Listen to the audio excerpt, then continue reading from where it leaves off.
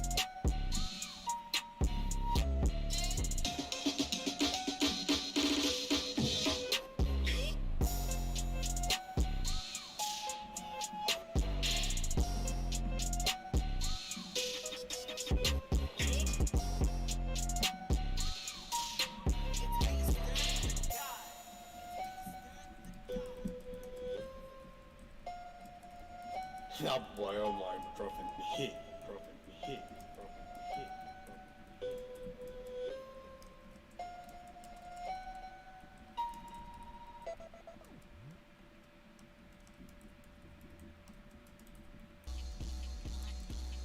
Living a golden experience. My life too lit, it's delirious. I keep that star on my back. Look at my face, can't fear shit. Built to the top like a pyramid. My lineage lit and it's serious. Bring the beat life like journal. Young gang star flip the kill switch. Jojo, pose, pose, pose. Jojo, pose, pose, pose. Jojo, pose, pose, pose. Jojo, pose, pose, pose. Are you sure you're not an enemy stand user? Ha! Hair to my knee, not kickstand niggas. Gangstar, gang moves, hands get bigger. Rock, paper, scissors, my hands too different. Move like Bruno, might dip in a zipper. Shooting shots, purple hermit, put you in the picture. Shoot shots, gun loaded, feel like Mr. I been with my dog like Iggy. After all my set, I was ain't with me. Still came with the water, bitch, I feel like Misty. Wife flew with me, she missed me, she kissed me. Gotta breathe her like, come on. Murder, murder, murder, murder, beat it up, come on. Lisa, love me, lost with the glove on. Play a stand and let the requiem run on. Living a golden experience. My life too lit, it's delirious. I keep that star on my back. Look at my face, can't fear shit. Built to the top like a pyramid. My lineage lit and it's serious. Bring the beat life like journal. Young gang star flip the kill switch. Jojo, pose, pose, pose. Jojo, pose, pose, pose. Jojo, pose, pose, pose.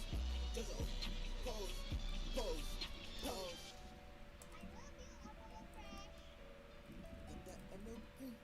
I like your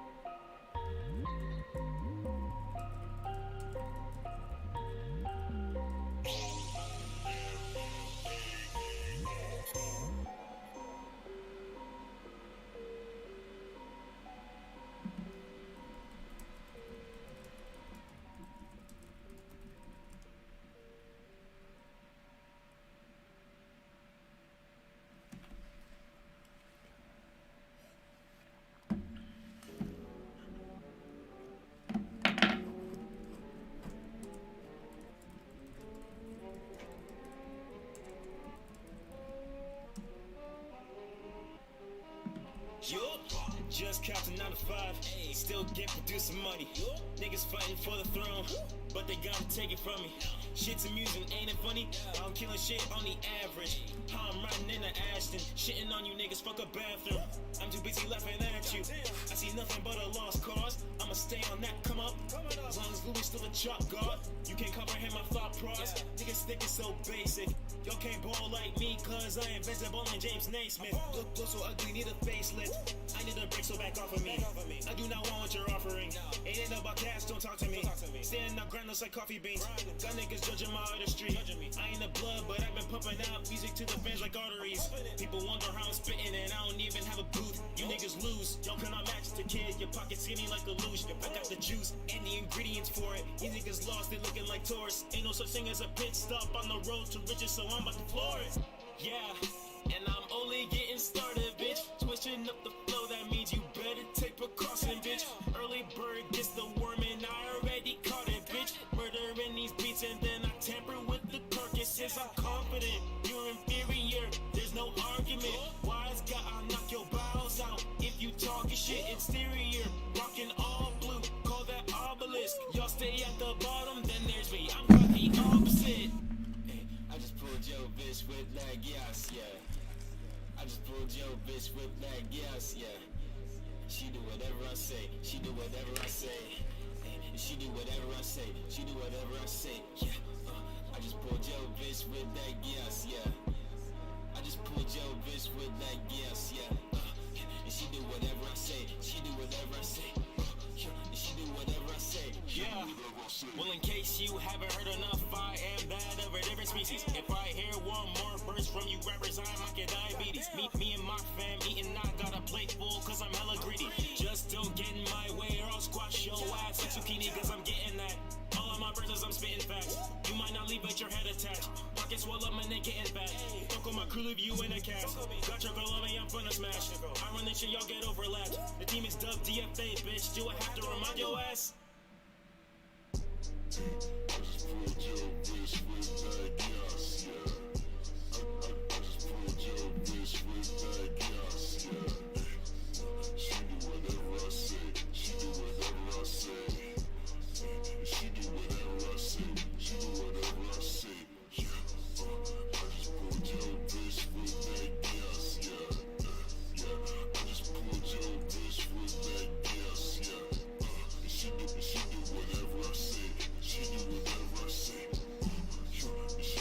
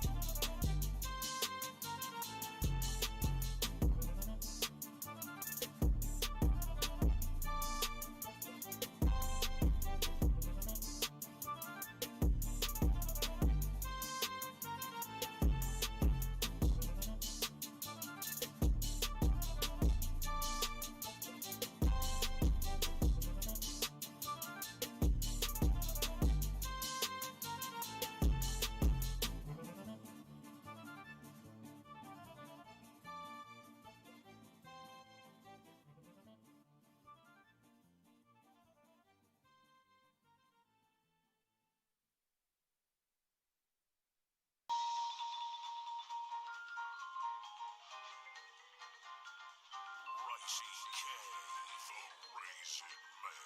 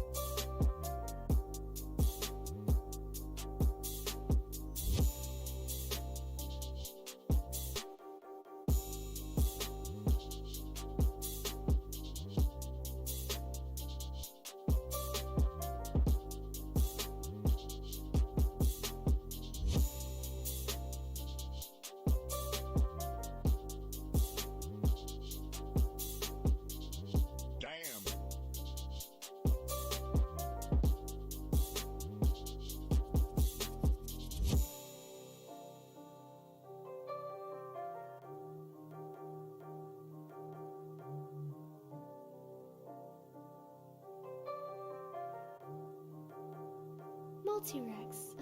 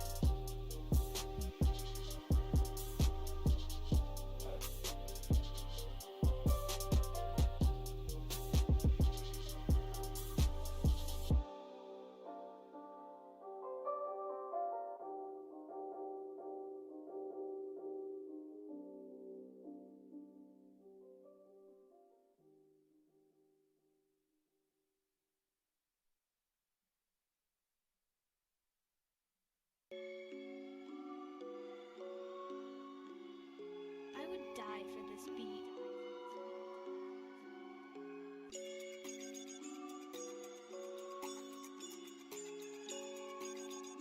Alderman, set the beat off flow. Whoa.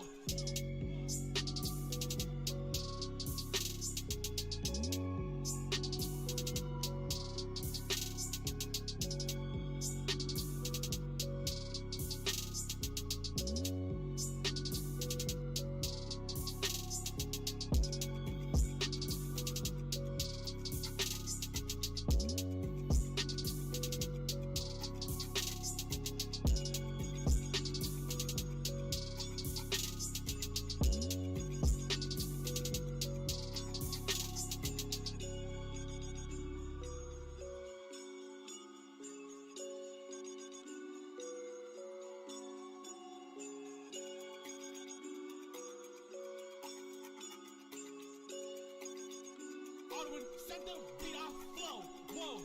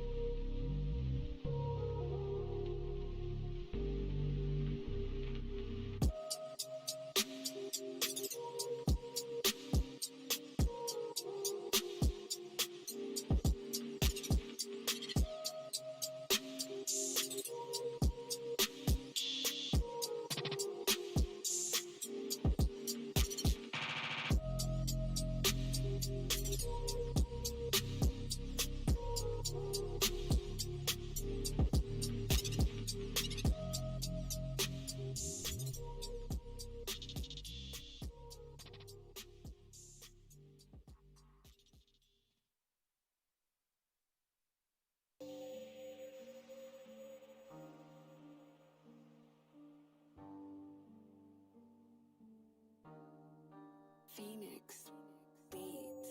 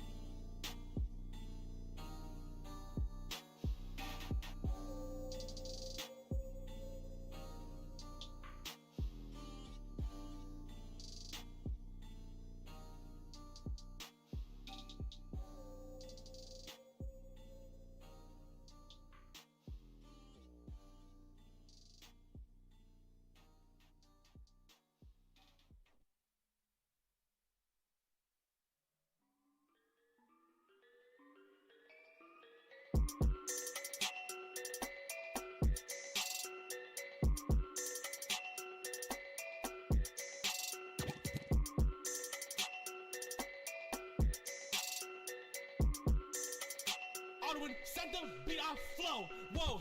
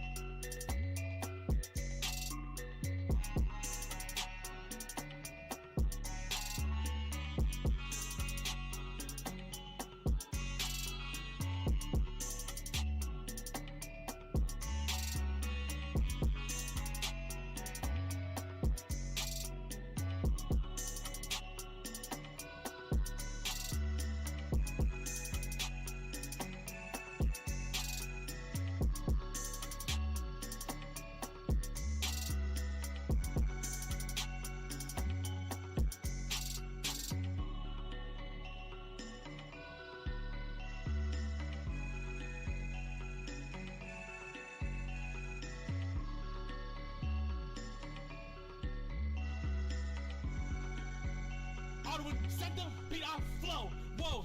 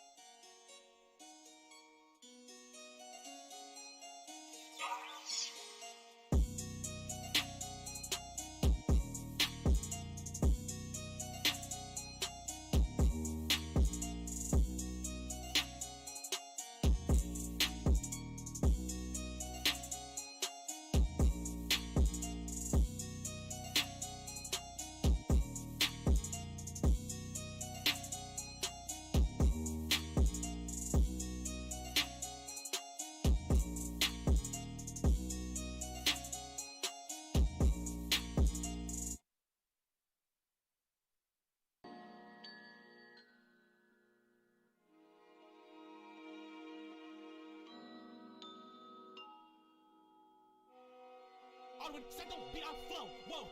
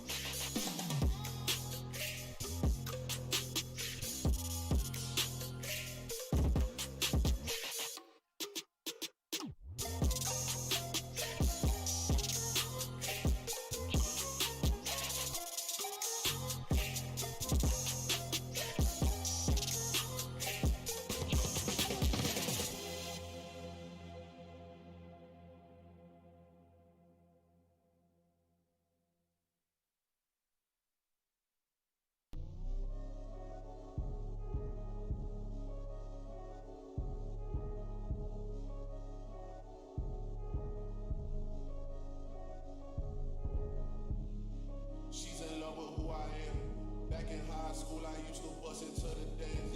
Now I hit the FBO with duffels in my hands. I did have a Zan, 13 hours till I land. Had me out like a light, ayy, like a light, ayy, like a light. Slept through the flight, not for the night. 767, man, this shit got double bedroom, man. I still got schools to settle, man. I crept down the block, made a right, yeah. Cut the lights, yeah. Pay the price, yeah. Niggas think it's sweet, it's on sight, yeah. Nothing nice, yeah. Vegas in my ice, yeah. Jesus Christ, yeah. Checks over stripes, yeah. That's what I like, yeah. That's what we like, yeah. Lost my respect, you not a threat. When I shoot my shot, that shit wetty like on Shaq. See the shots that I took, wet like on Book, wet like on Lizzie. I be spinning valley circle blocks till I'm busy. Like where is he? No one seen him. I'm tryna clean him. She's in love with who I am. Back in high school, I used to bust it to the dance. Now I hit the FBO with duffels in my hands. I did have a Zan, 13 hours till I land. Had me out like a light, like a light, like a light, like a light, like a light, like a light, like a light. Yeah, Pastor Dawson Sally sending texts and sending kites. Yeah, he say keep that on like I say, you know this shit is tight. Yeah, it's absolute. Yeah, I'm back with Boo. La Ferrari, the Jamba Juice. Yeah, we back on the road, they jumping off no parachute. Yeah, shorty in the back, she say she working on the glutes. Yeah, ain't by the book. Yeah, this how it look. Yeah, bout to check. Yeah, just check the foots. Yeah, pass this to my daughter, I'ma show her what it took. Baby mama cover fours, got these other bitches shook. Yeah.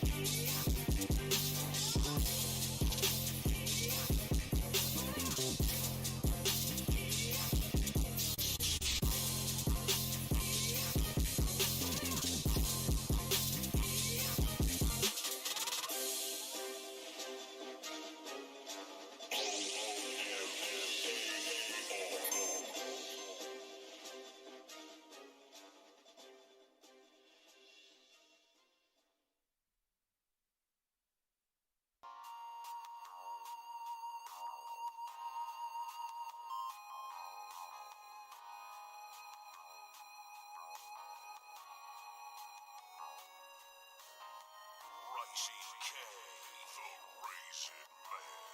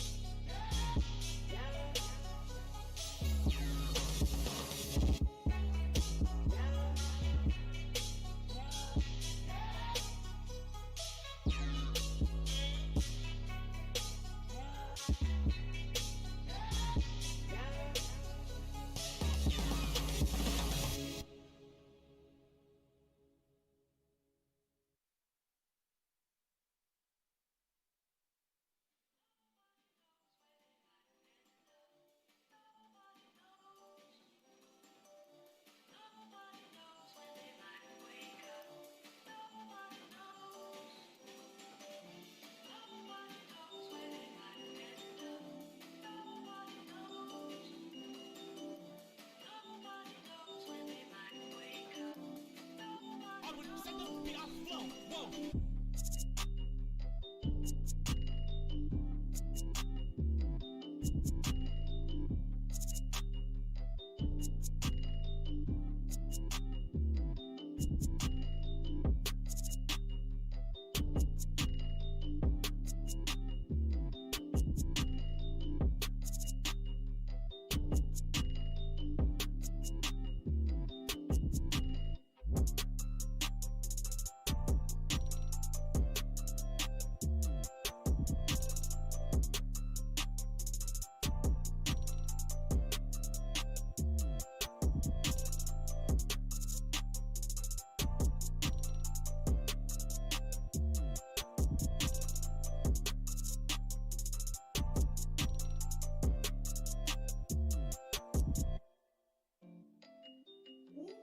Overtime and overdue. Ain't no sleep, that is old news. Been outside, that's with the crew. Make my night up on the move. In the morning, get the news. She come home, I heard the Zoom. I step outside, I need my peace. Take one down and hit my beat.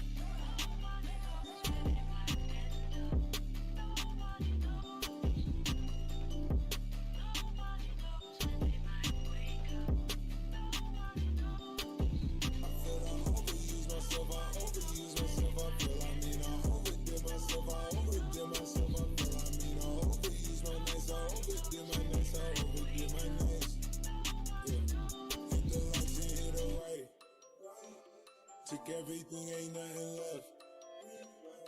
Count your blessings, count your steps. At your throat like we that strap. It's way too cold under this flesh. All we eat ball, but we don't mesh. All we eat drink leave us a mess. Down all my drills, it is old news.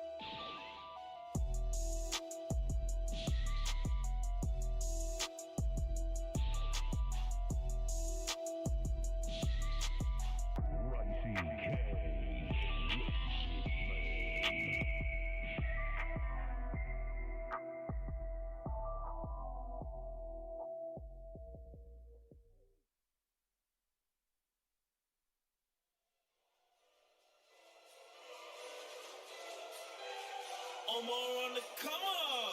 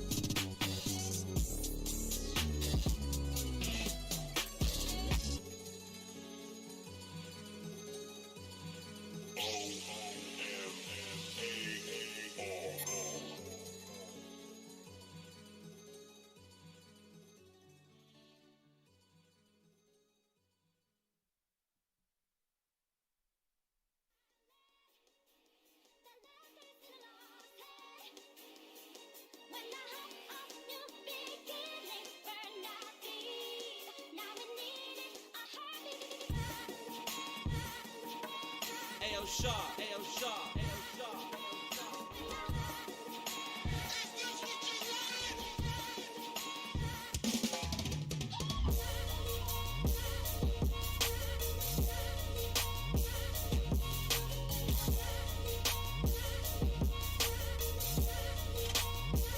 It's showtime.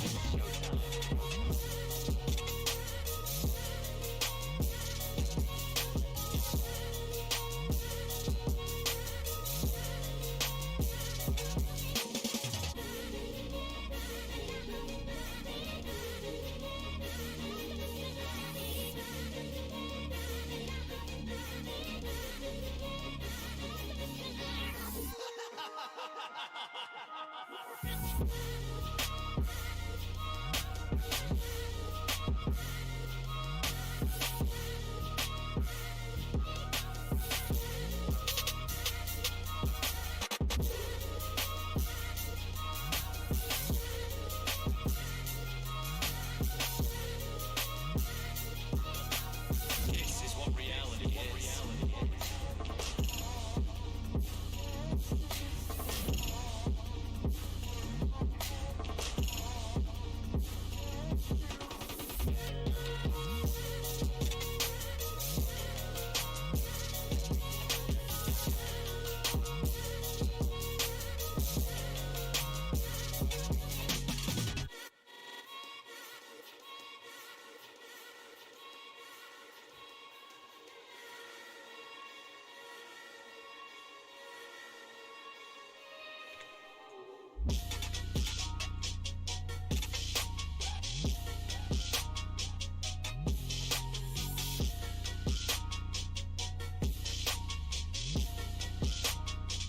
Not sure if the stream can hear me, or if you wouldn't mind going once over the seating real quick.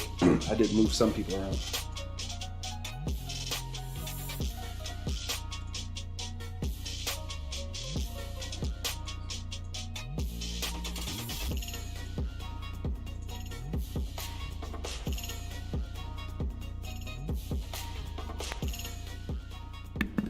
Hello. Hello, friend. Who's still doing that? You know, 1 second. Let me fix this one thing that it keeps doing in Zoom with your audio.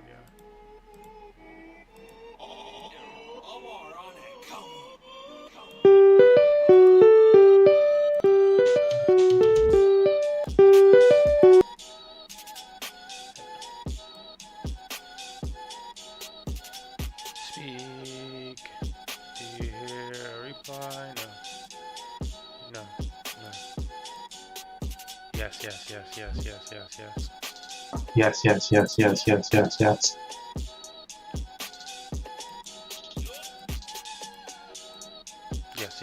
Hello? Yes. Hello? Okay. Okay. That's it. I think. Very nice. I'm not sure if you heard me a little bit earlier, but just check over the seating. I did move a bunch of people. I don't think it's perfect. More should probably go up, but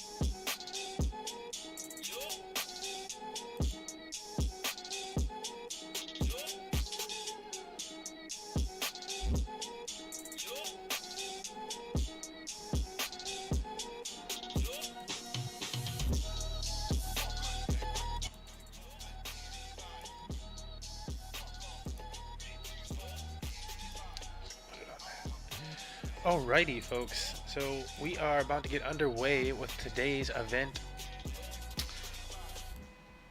To start off today's event, we are going to roll a little introduction video, and when we come back from this video, we will begin today's event. going on, everybody? This is Money Match Gaming. I am the Infinite, and I'm here to talk a little bit about how Smash GG works and the general settings for our general events. So with that said, you're going to see both sides, a little bit of the admin side, a little bit of the player side. It can't be helped. I have to do this somehow and also give you guys the content you need in order to have the greatest event and greatest experience ever. So with that said, I'll go ahead and start this test bracket. It'll all start great. I'm going to refresh here. From here, I'm going to go to where it's just, this is the easiest way to go ahead and explain everything. Go to your profile settings. From your profile settings, go down to tournaments, then go down to attending. In this situation, you'll need to sometimes clear the filters to get what you're looking for.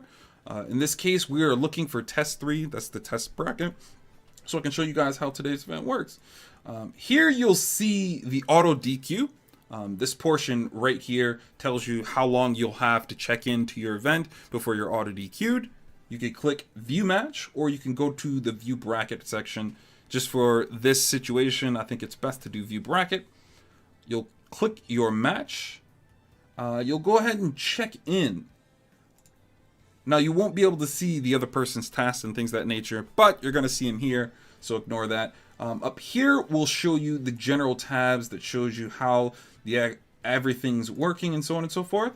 And, you know, who's checked in, who's arrived, all those different types of things. This is your general chat thing. As you can see, I've reset the bracket a few times to go ahead and get this video perfect.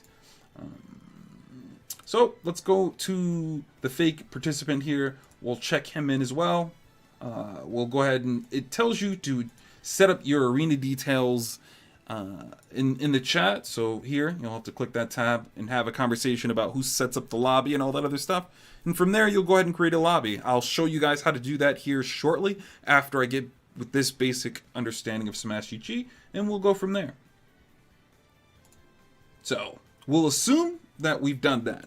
You know, and then we'll shelve that till a little bit later. Both players have to do that before you guys can move on. This system will generally prompt you to do everything along the way, so you don't have to think too hard about things. Now, it's telling you to select a character for game 1. We're just going to click one character and get it started.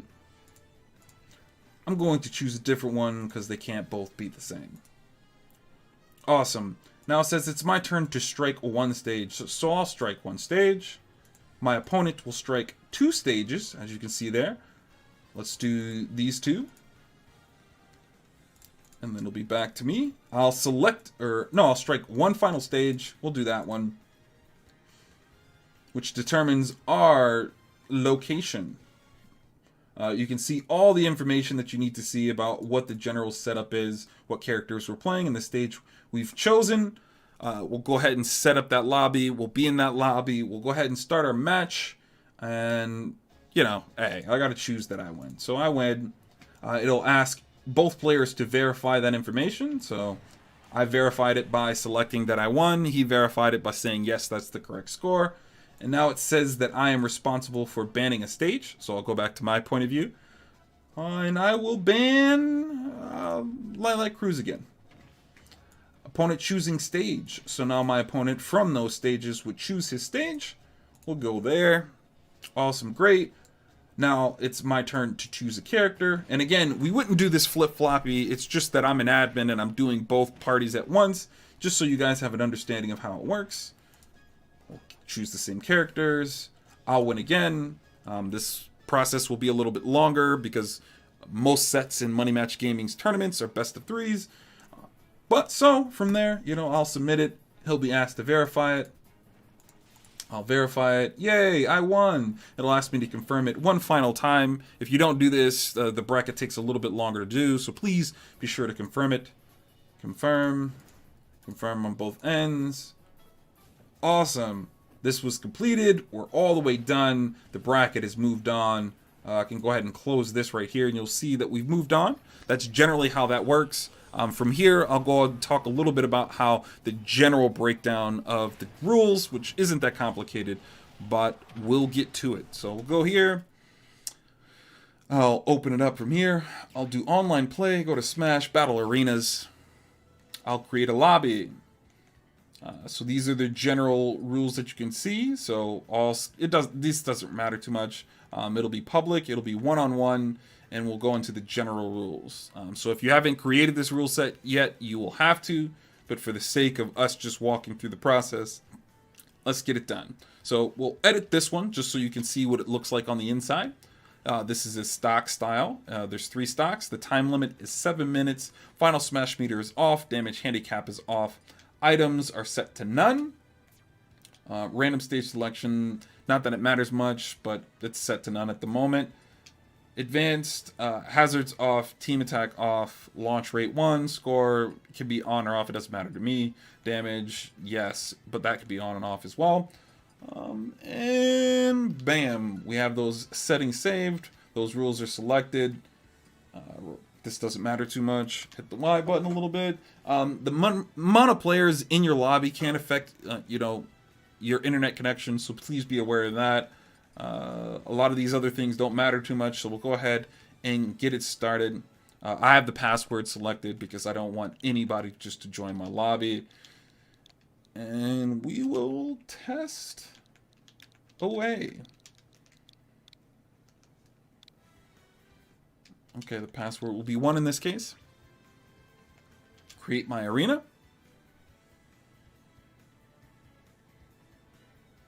So my lobby is created. Now, if you're super unfamiliar with how these arena settings work, this will give you the general information for your lobby. Just go to this top ring here, click that. In the top right, you'll go ahead and see the ID and the password for today's event. I'll even do a little something fancy and circle it here. This is the ID for your room. That is the password that you selected for that. You'll need to give that information within, you guessed it, in your chat information, and you guys will be able to have your match, and it'll be great, grand, awesome. We'll all smile and laugh, and life continues on. But that is generally how our events work. If you guys have any questions, be sure to ask an admin. Hopefully this has been helpful, but if there's something else you don't understand, please be sure to let us know. Until next time, guys.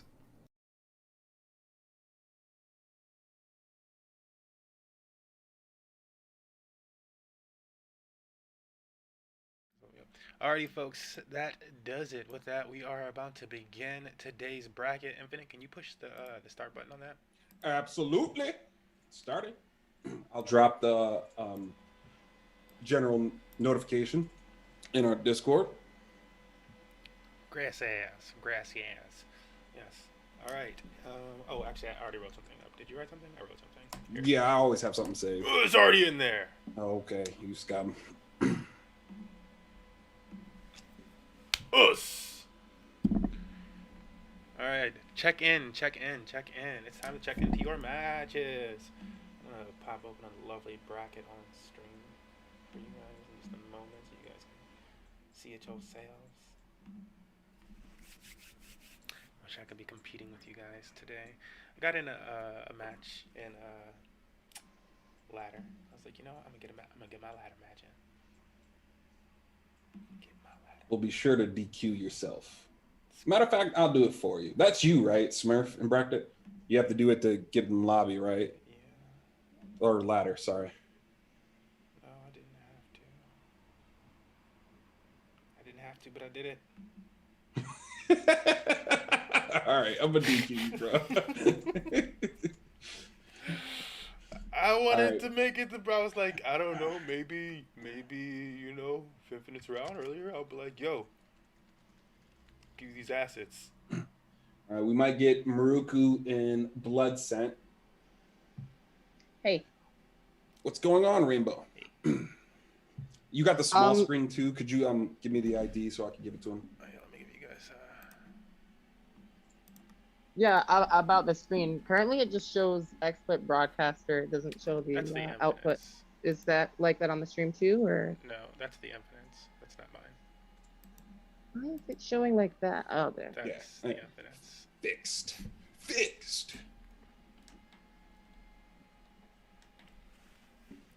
But yeah, Arena just closed, so I'll make another one.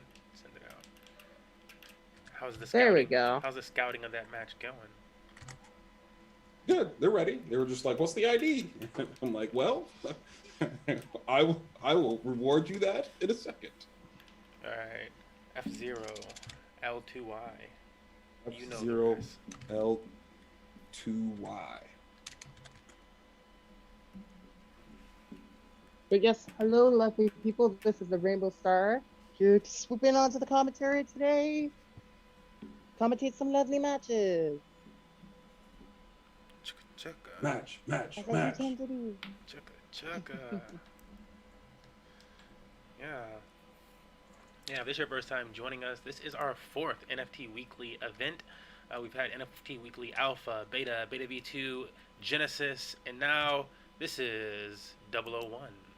Hey. I don't know how other better to say that when you got multiple zeros attached to it. I'm like, you know what, 001, let's let it roll. This is the first in our numbering series of the events. It's the first that will be used in the seed packs that we will be launching soon here. Yeah. Fun times. We've gone official. Oh, what is the top 3 of the ladder start? So top 3 of the ladder, we set an aim time of 9 Eastern. But we wanted to do that because I wanted to what we have in the event detail itself is through grand finals. At grand finals it would start. But I'm going to have that start a little bit earlier. So made an announcement that we're going for 9 Eastern, and so that it kind of wraps up around that same time. Since ladder top 3 is a best of 1, so best of 3 single elimination, excuse me. So it doesn't really take that long once those go through. But that should be fun for ladder people. The ladder event tonight is just another fun way for you guys to be able to get some matches in. I know a lot of people go 0-2 in tournaments.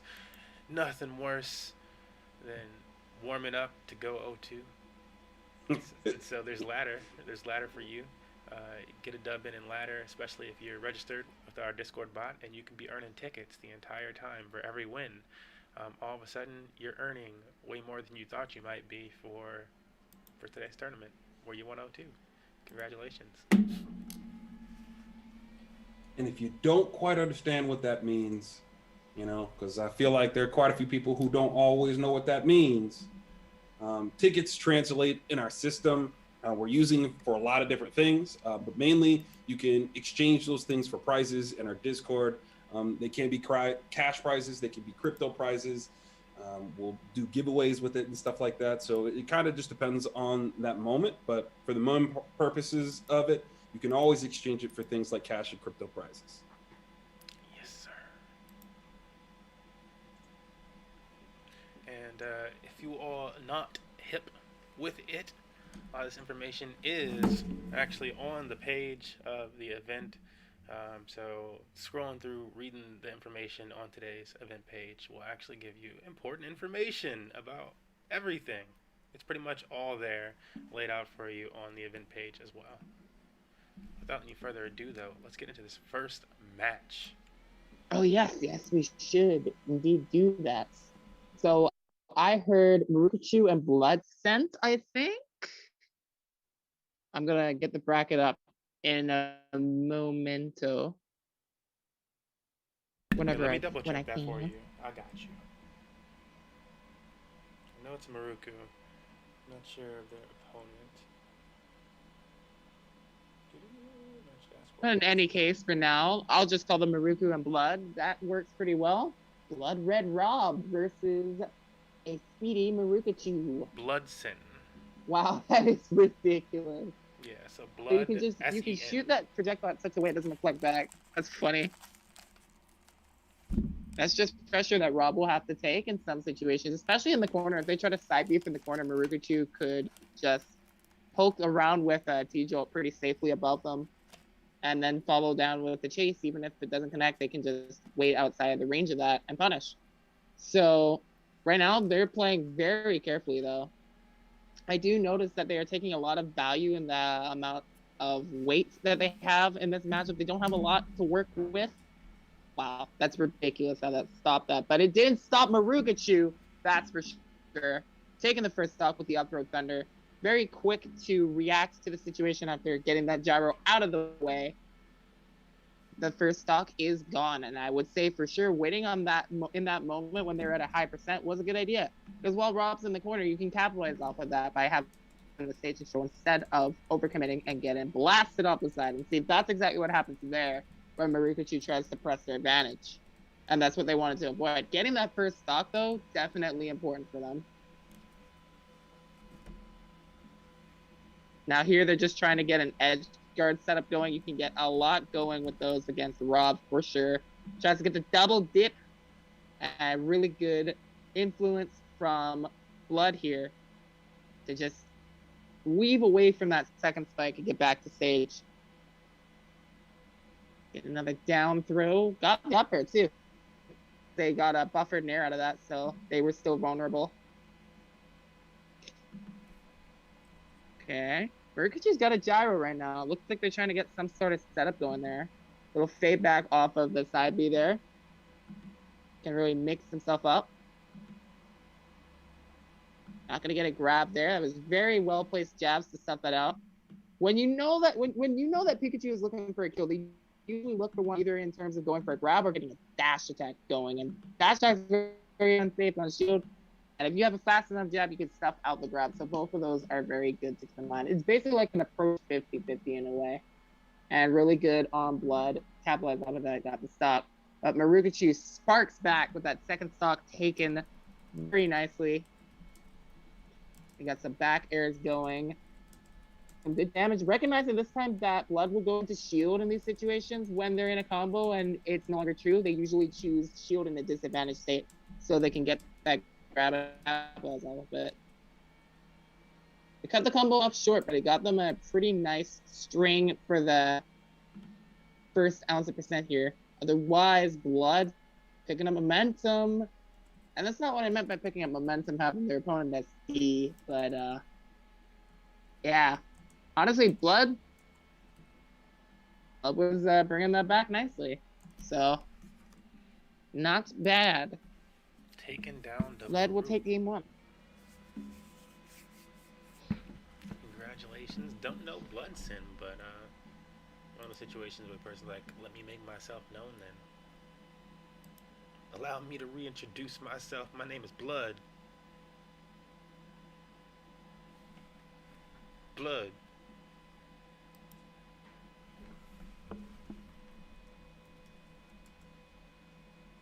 Blood.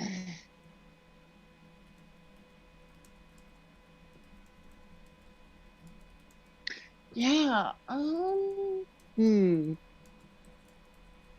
My analysis as to why Blood won that match. I think that there were times where they capitalized off of Marukachu's approach. The most was when I saw them get the most out of it. There weren't a lot of times where I felt like Blood had good approach options, but they were really good at capitalizing on Marukachu. I think that this would force Marukachu to remain way more passive and maintaining stage control a lot more. Even though there are situations where against Rob, you could, wow, it's not Rob anymore. That's surprising. But against Rob, you could really capitalize off of taking him off the side or taking him off the top because of their weight. With Pikachu, you get really nice combos off of that. But the approach that gets everything started with, say, a forward air or such, wouldn't be safe against shield, and you could easily take advantage of that. Or if you see the fading in, coming in really aggressively from across the stage, you get ready, you get primed at the back air. But with that game win, maybe they're thinking that this matchup isn't really a matchup I feel comfortable with Rob versus Pikachu, which makes a lot of sense. Pikachu decimates Rob in a lot of situations, so I completely understand the switch here. And maybe they feel like they might not have won that game if for the SD. So they feel like going with the Link here gives them another idea of what to do. And they have a lot more ways to zone out at a lot of different angles that Rob can't cover.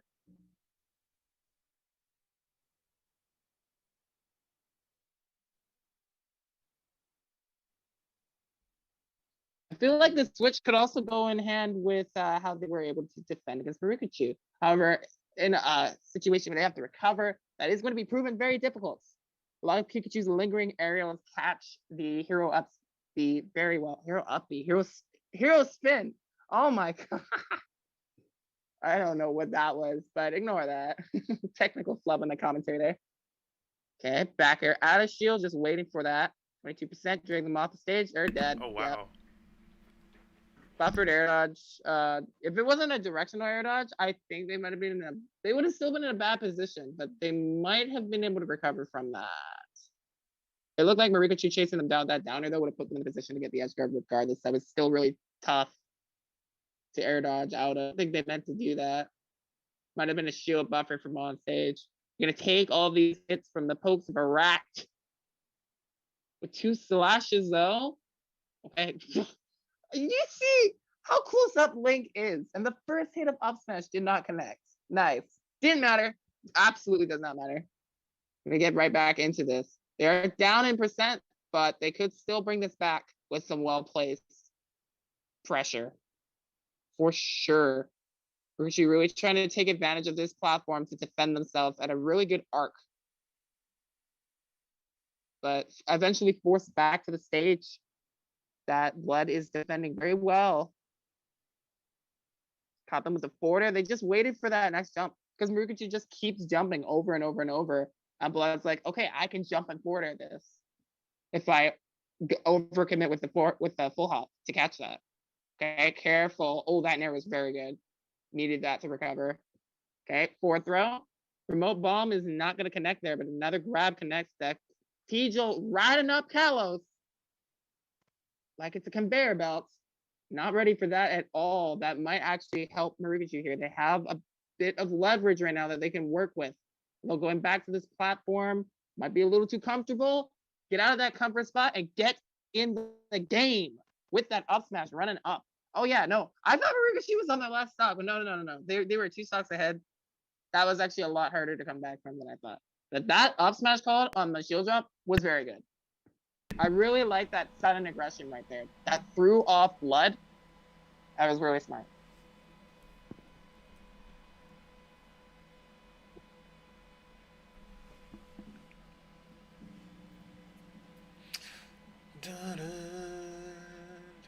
Wow, we got a 1-1 situation here. We'll see what happens. Also, we got a question in the chat, which I'm going to address. That is just, when does the ladder start? So we're going to be starting the top 3 for the ladder at 9 p.m. Eastern. So at 9 p.m. Eastern, so it'll be starting shortly after that, honestly. Because at 9 p.m. is when I will be cutting the queue. So after we cut the queue, we do have to adjust the bracket and stuff like that, set timers and crap. So we'll be doing that, and then shortly after that, obviously, you guys will be able to go on to top 3. And we won't be making it like super strict DQ timers. There will be DQ timers so that it's not just forever before somebody wants to check in or whatever. But yeah, you'll have enough time. Let's look at these two. What they do? What do they do? See if we can pop this matchup. Oh, too late. They're going right into it. Okay. Let's see what the counter pick is there. Kalos is an amazing counter pick stage for Marukachi. So being able to have that stage open really helped them to control a lot of space better. So I'm curious where Blood is going to take it. It looks like they're staying the link because it doesn't look like they're jumping out of the arena here. So they must feel more comfortable with that.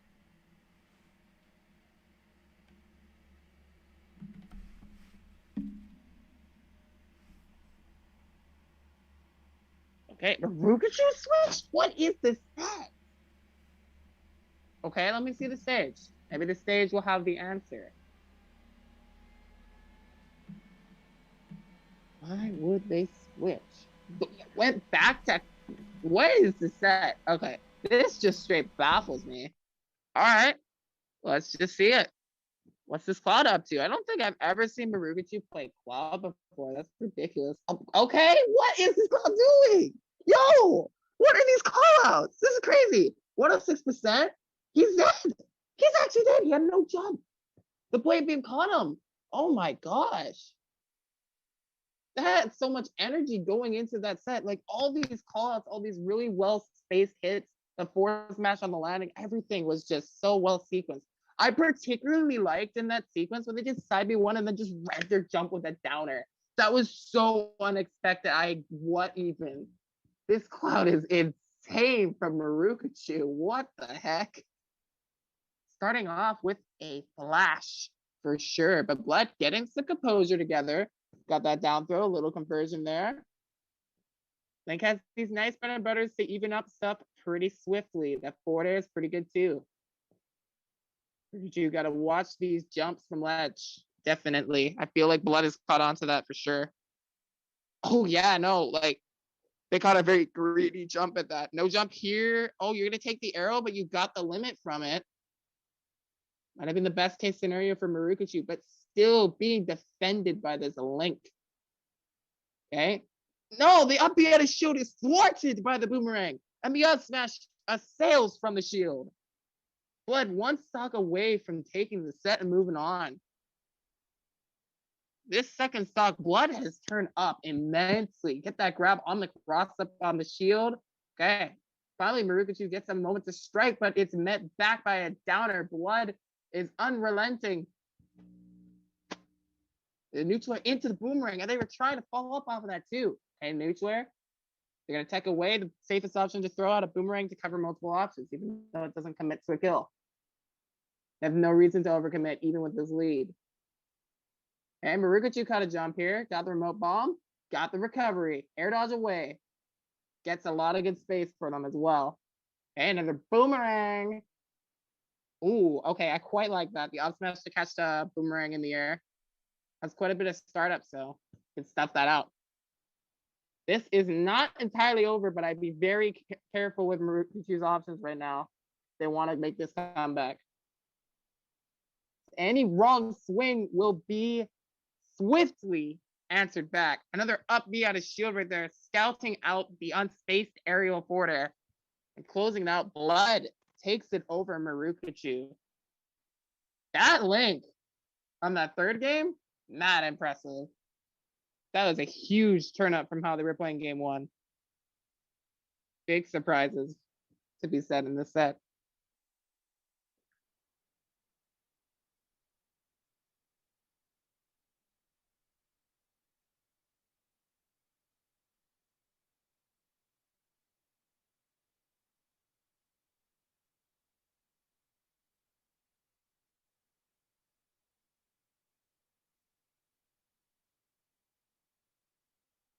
I will admit as well that I'm quite surprised that Marukachu didn't hold on to the momentum from that first stock. That first stock, I have never seen somebody be more in somebody's head. And then it just flip-flops. That was a big surprise. But so it goes sometimes. This is what I got to say to it. Yeah, I'm surprised. I'm surprised they left the Pikachu. But you know, maybe. Oh yeah, Other blood. situations like- Now I got it. Want to switch it up? Now I got it.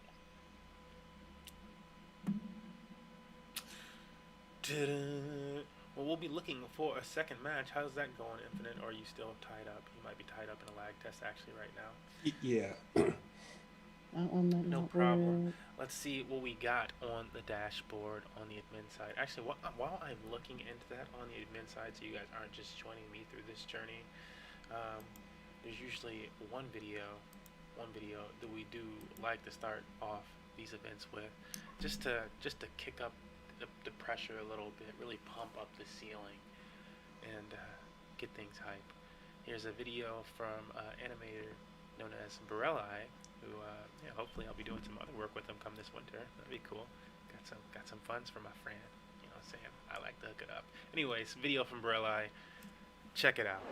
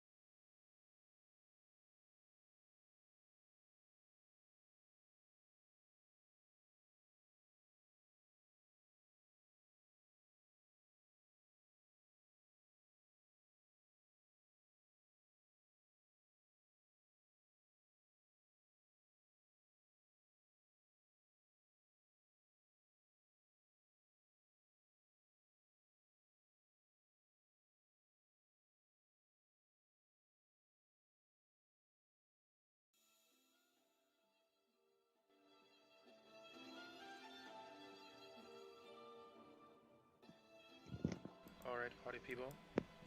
We are getting ready for round 2. When is round 2? There's a lot of matches already taking place in when is round 2. Again, if you do get eliminated from today's bracket, or you have some type of weird DQ situation, the ladder is still available for you. The ladder is still available, and it might be the better option because you might have a lot of the best players today tucked away in the tournament. You know, especially if they're still winning. Meanwhile, you got that ladder option, and as I did mention in a tweet and in a Discord announcement, we will be increasing the ladder prize pool. It's currently $5, but I'm going to increase it a bit just so that we can pay out to first, second, and third. Not saying it's a lot. It'll be to be determined, but we will be making that so that everybody's walking away with a little something for those places. Plus, there's tickets. There's tickets where, quite honestly, if you're like a God tier role and you win 10 matches in ladder, like, you're already placed. You're already placed.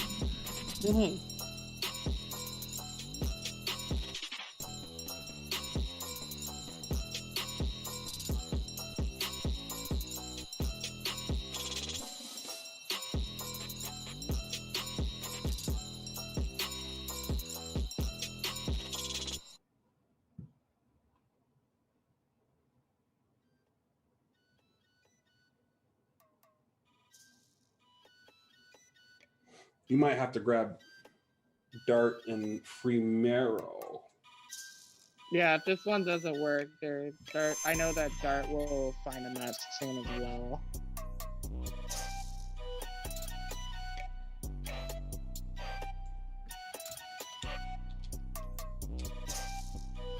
I might have to. Oh, okay, I see it. There's a moderator request. Oh, that's the other one. Yeah, that's the thing. They just finished.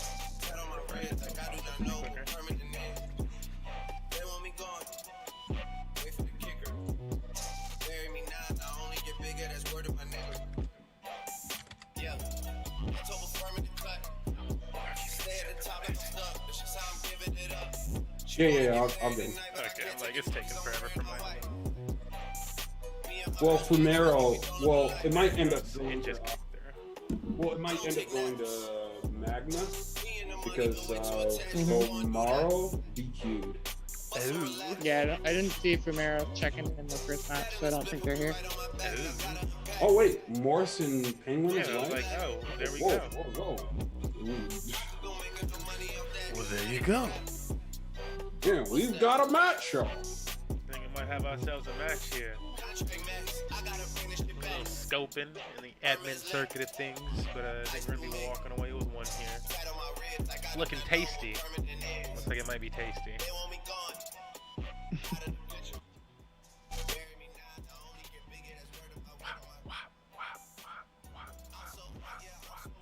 Oh man. JP DQ'd, man. I know. A lot of people DQ'd. I was sadness. I was so ready to see that Ice Climbers, bro. I was like, what evolution will we see today? Wait, did Propaganda and Tiller, did neither of them check in? Tiller did. Well, I'm like one probably. I mean, it says they didn't on here, but I guess it's They just... definitely didn't. Yeah, they didn't because it gave it to Propaganda. I'm gonna give it to Tiller because technically Tiller checked in his matches and then made it all the way to round 3. No. Propaganda said he was DQ'd, and I went back and I changed it. And Propaganda said that they were DQing, like they couldn't make it. Yeah. No, not from the event. They just asked me to reset it, and then I can't find him in Discord at the moment because I don't know what his Discord name is. Propaganda said they were Yes. DQing. What? Oh. So I was resetting the match, and then it feels wrong to have Tiller not where he was originally. He might DQ too, to be honest. I'm not sure if it makes a difference, but. Were you trying to say that Propaganda said they were DQ'd and they were checking in, or? Yeah, he was trying to check in, and Propaganda, right? Yes. And then I went back and I changed it and reset it. But usually what I'll do when I do that is I'll ping somebody in Discord. I don't know his Discord name at the moment. So I was like scanning through our little thing to see if I could find it, and I can't find it. So Tiller, Okay. when I looked at the bracket originally, had already checked in all his matches and stuff, and that's where he was originally in winners round 3. So giving Propaganda a second chance when he didn't check in after I reset his match seems unfair. So you reset the match and then Tiller didn't sign in? Is that what I'm hearing though? Yes. That's a weird, very weird. That's a very weird. He might just TQ anyway. Who knows, man? Rip. Well, rip indeed. You gotta sometimes. Anyways, we got a match. That's good. That's good. Got Rob versus Zelda. I'm gonna be real. I haven't seen a Zelda since the Stone Ages. Stone Ages. That's a while. Wow. That is a long time indeed. Yeah. Truthfully, I feel like Zelda has just become less and less common, and I think that's mostly due to the roster of this game increasing in size more and more. And also a few of the more prominent Zelda players leaving the scene as well kind of had to do with that as well. But yeah, I mean, the only Zelda players I see at this point are like Ben and maybe a few others. What is this doing? Let's watch the match, sweetie. Okay. That down tilt always trips. Oh my god. So fluff and carried, dude. That's how you know that they named the character according to Nairo, and I would personally agree as well, is that down tilt trips almost all the time. Yo, these transitions are going right into the game. I don't know why they're doing that. Decided that I know. It's doing it again. What's going on? Are those transitions showing on the stream? Yeah, I don't know why they went off. Hopefully that's the last of them. Apologies to those watching. That was very weird, yeah. Okay, so this is Penguin of Light, is the Zelda here. I've never heard of this tag before. And not looking too bad so far. Got the basics down that you really need to do with setting up Phantom and using Neighbor's Glove. Those are very important things to do with Zelda, is knowing how to use those tools effectively. That was very weird. Because the up smash was delayed in a weird way by the gyro, they were able to defend themselves just in time with Neighbor's Love so that they couldn't punish the up smash. Whereas I feel like they would have been open otherwise. Good back throw there. Otherwise, Morris has a pretty nice lead established here. Good reflector. It's going to come in handy a lot versus Rob, especially with reflecting laser. But not too much else. I think gyro play being reflected isn't nearly as effective as I used to think. Oh god. Oh god. Speaking of reflectors, that's a reflector too, and Phantom Knight is considered to be a projectile. So if Morris reflected that, yeesh. Would have put Zelda into that suit of armor. I'm saying she'd be dead. She'd be dead. Because the reason why it's called Phantom Knight is because that's Zelda in there from Spirit Tracks. I don't know why they gave that to this Zelda though. It's odd, but it does work with her moveset, I think. With the ideology that they have in mind with it anyway. Okay, but let me get back to this gameplay here. Really nicely placed Din's Fire and caught the jump, the call out. All right, it's even. Wow. Yeah, this matchup is a bit awkward, to be honest. The way that Penguin is using this Phantom is really good for control space. That almost killed though. Morris, a really good opportunity to take game one here. Wow! The player model was so low down in that bury animation, so they didn't get caught by the up smash when they didn't mash. Okay. Gonna take the stage with that Ferrer's win. Gotta be careful where you're going though. You're gonna be going back to Hyrule from that. Down smash. Taking game one.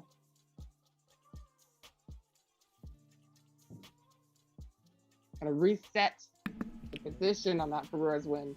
We know Morris come with that heat. Indeed. Yeah, so I found out by a complete accident. He's actually from my province. Oh, I had no idea. Yeah, he is. Morris was formerly known as Gem. I actually considered this. I thought that might have been the case. But yeah, they'd entered our tournaments before their tag was Morris, actually. And I'm pretty sure they did win before too. Morris, seriously, from like the time when their tag was Gem, I feel like they had a huge level up in their gameplay that I've just really come to see. And especially their pressure game, it's so like pronounced, and it's so to Morris's playstyle. I feel like Morris is that kind of Rob that I see has that kind of pressure down whenever somebody's in the corner. That's the Morris. That's how I feel about that, right? Yeah. But yeah, it's pretty cool. That's pretty cool. And they do well offline too. I've seen some of the results offline when they entered. One particular local they won pretty handily. You know who I recently found out was Canadian? And I guess they recently moved to the United States though. But they were out in Canada, for a while. E2. Did not know that. Or did Oh, wow. Yeah, I didn't know YouTube was formerly Canadian either. Neato. This is a really evenly matched game. I was really surprised. Morris is really good at picking up on those jumps, though. Like, they go for the jump early so that they can catch Zelda trying to go up high. And those jump calls are really paying out for getting these stocks right now. These early up air kills. Ooh, almost picked up the down air, too. Yeah, back throw, gets him off stage. You went off stage with the Dinspire, so you kind of glided out there a little bit. I kind of like the idea that, if I gotta be honest, just using that air movement to go off stage, and then if your opponent recovers low to avoid the Dinspire, you're there. And if it's a weird idea, right? Because there's still a lot of end leg on Dinspire, but if you have that opportunity in time, you might be able to pick up on a low edge guard, and then you can use your double jump up B to go back up to the stage. That's such a unique idea. I've never thought of. I feel like it's really impractical, but it definitely has some sort of use, and I could see it. It could be a meta development for the character, to be honest, to do that more. I understand how risky it is, though. That's for sure. But right now, Penguin is having a lot more difficulty to get in here. Definitely got things all cut out for them. Okay. Lucky for them, that wasn't the fatal blow. Not the true spot. And that backer coming through. Morris just gonna wait his shield. If they get teleport onto the stage, or they teleport into the shield, Morris will be ready. That is exactly the case right there. And then while we had outpaced the Sushi Morris when we down through, they knew that us smash wasn't gonna hit, and the player was consistently not mashing very quickly. So what they could do instead to hit the player model was do an angled down forward smash, and that would connect. Really good stuff. Morris is gonna move on.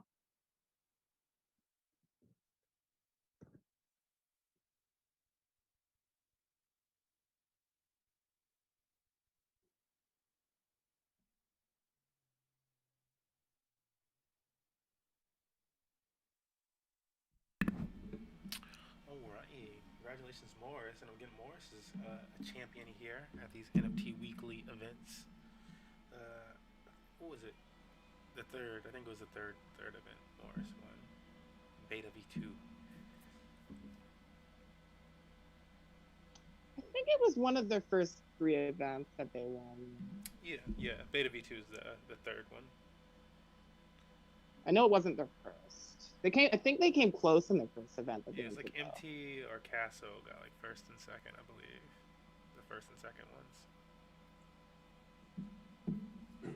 So we have a moment, I think. Not a long one, though, because I think Cortex and Key might end here soon, or Bruno and Leodog. Ooh.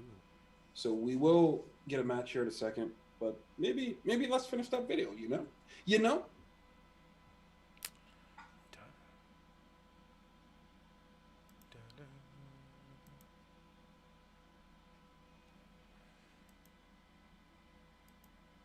Oh, you mean the DK one? We did finish the DK one. We finished the whole thing? Oh, man. Yeah, we watched. Yeah, we did. Yeah, we watched the DK one, but fear not, folks. Fear not. We are actually prepared for situations like this because there's so much going on at Money Match Gaming, and there's so much for us to inform you about that we've actually prepared some other videos for you to watch during these segments. Oh my goodness, you've got questions about tickets? We've got answers. Here is a really quick tutorial. It'll show you how to register. All right, guys, so we're going to start this off with a fresh Discord account. But I'm already following us on DLive so that I can cut the time on one thing. So this video is primarily going to be for people that are Can they already still hear following us Money right Match now or Gaming no? on DLive, but the ticket system is still new to you, and you want to be able to use it so that you can take advantage of that for our tournaments, our arenas, and the matchmaking that's 24/7. So we're going to join the Money Match Gaming server as a new account. Anyways, the server says to join start here. So that's where I'm going to go. And if I were to scroll to the bottom, it would say to start at the top. There are multiple ways to earn. Okay, cool. So I'm going to say that I'm a competitive player, which has opened up a bunch of other channels for me. And these are the things that competitive players can get. Here's some information that's important. Competitive players are required to follow Money Match Gaming, MMG on dlive.tv/moneymatchgaming, and submit a report of 3 tickets. So this is specific to tournaments that you wanted to play in. All competitive players use !DREG command followed by DLive blockchain username, different from your display name, in lowercase with no spaces at the end. And this is how you get the adventurer role. Use the matchmaking command to then get access to matchmaking channels, which is why we can't see more down here. And so if we were to scroll down to these images here, that would be a little bit more information. The exact same information pretty much, actually, just in image form. So knowing what we have to do, we would go over to DLive. I'm going to go over here, and here's the account that we're going to be using. Here's another account that I'm going to make another video with. And if I look at this account's blockchain username, I'll go to that profile, go to the earnings tab, and beneath the account is Best of DLive, which is why my name is Bottle Best of DLive. Anyways, now that I have that, it says that I want to use !DREG and enter it like this. So I'm going to do that.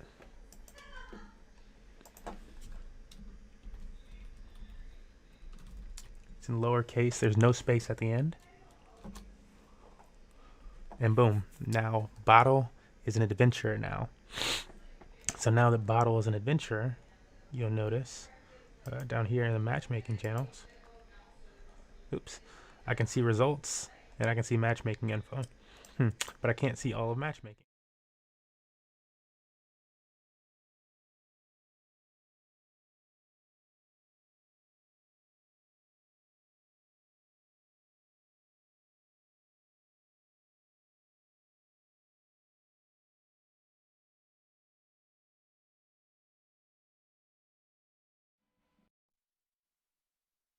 Alright, folks.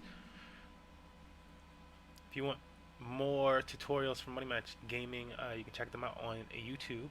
We are still currently waiting on a match, and so that tutorial right there just shows you a few things in the Discord as far as getting registered and whatnot. Last portion was just taking you through the information in the matchmaking information channel. And so one thing that I wanted to show you guys while we have a little bit of time is something that's not shown in that video, which is after. So let's say you have the matchmaking role, so you've done matchmaking, and it's going to tell me that I already have the role. Boom. And so after you've done that, you can match an opponent by doing match and then that opponent's name. And so I'm going to type in the Infinite, just because, whatever. And so the Infinite's currently doing admin work and whatnot. So let's say the Infinite never sees my response to this. If he doesn't see it and he never responds, this has 3 minutes before the match will go away. But if he does see it and he hits this fist, you can notice I can hit it if I want to, and anybody else can hit it right now. But it's not going to do anything. It's only going to react to the Infinite. If the Infinite hits that, then our match will go through, and we'll have a ticket match where the winner gets 1 ticket. So each of us will be deducted a ticket once the match starts, and only one person will walk out with an extra ticket. You'll get your ticket back and then 1. But that is our matchmaking system, and I wanted to show that just because the tutorial doesn't show how to have a match. It tells you like the information section and whatnot. but doesn't actually show you, oh, this is the match itself. So there's that. Other than that, clear my throat real quick. We are waiting for these matches to open up, and so we had one other role/tutorial that I wanted to share with you guys, and that is our PR role with the smash reg command. And so there are 3 roles or commands that lead to roles in our Discord server right now: matchmaking, dereg, and smash reg. Those are all one-time commands, like as a registration type thing, and you don't have to do them. You could do one and not the other. It's all optional, but doing all of them provides that many more ways to earn. So we're going to launch this next video. This is the PR role, aka smash reg command. It allows you to earn tickets for all of your wins in tournament bracket and in ladder. So pretty useful command if you compete in tournaments. What's up, MMG fan? It's your boy MMG Smurf here, and today I'm going to be doing a tutorial on adding or registering your account for earning tickets, our points and reward system in our Discord arcade, so you can earn tickets per round in any tournament that we set with our bot. And so how do you register? And so this is part 2 in our tutorial series for our Discord. Part 1 was how do you register your DLive account so that you can start earning tickets. You do need a DLive account since that attaches you to the blockchain so that we fund these events. But that's all in step 1. This is step 2. Let's get into it because it's really quick. Okay, so the command that you need to run is exclamation smash reg. And so it looks like this. Cool. And so that's the command, but you need a URL at the end of it. And so if I go to Smash GG, I'm going to go to the home page real quick. So if I'm on Smash GG, and it'll be behind me, I'll pull this over a little bit. At the very bottom left, you'll have your avatar after you've logged in. Click that, and then click on this right here to go to your profile page. So click it again. And now I'm on my profile page. This is MMG Smurf. It has my information, blah, blah, blah, blah. Copy the URL, and then paste it in the command. Make sure there's no spaces, like weird spacing situations. If I were to drag this out, it would show me no weird spacing. And then I'm going to push enter. And now it's going to say that I already have the PR role, but that's all you need to do. And you register to earn tickets per round. Now, the only thing that you need to do is anytime there's a tournament, because it's a one-time command. Anytime there's a tournament now, you would go tournament, tourney, oops. And then you would grab the URL for the tournament, which is always going to be in the pinned message. And so you just grab this URL, and then you paste that. And then last thing you want to do is add your tier. And in the future, you won't even have to add a tier, and it'll just give you the default of matchmaking. But I'm gonna pause it right here just to say that this part is actually deprecated. So you don't need to even type in your tier name at the end. You really just need to type in tourney in the URL of the tournament, which you'll always be able to find in the pinned messages because I always pin it for you guys, so you can just copy and paste it. If you want to earn tickets at your tiers level, aka the higher your tier is, the more tickets you earn per round, enter your tier there and then push the enter button. Now I've already done this, and so I don't even know what it's going to say. But you can see if you signed up, because down here, Smurf, dug them up. So good to go. Yeah, and that's that. If you have any questions, let us know in the comment section. Feel free to ping admins in Discord. But that's the end of this video. Super simple. It's copy the URL, paste it with smash reg, and then wait for a tournament.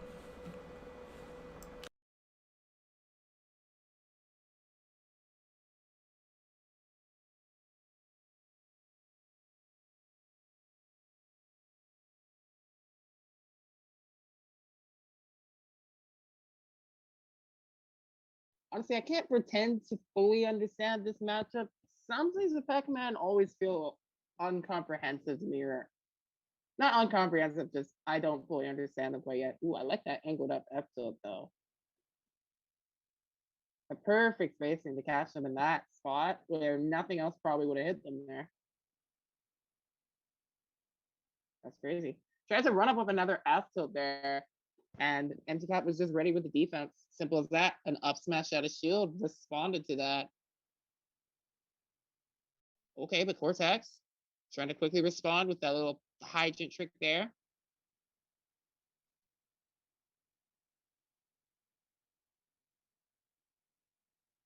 Okay, we got some neutrals. They're not really connecting the greatest for Empty Cat here. They'll take what they can get. And I suppose that's all they'll get. On that stock anyway. That's all they'll get with that explosive flame leading to their death on that SD.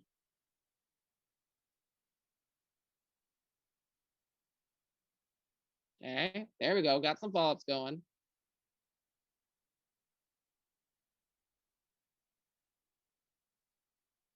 Honestly, that hydrant definitely did what Cortex wanted them to do. It pulled them closer so that even though Cortex got hit by the UGB, normally auto reticle is pretty safe on hit because the opponent is pushed away a little bit.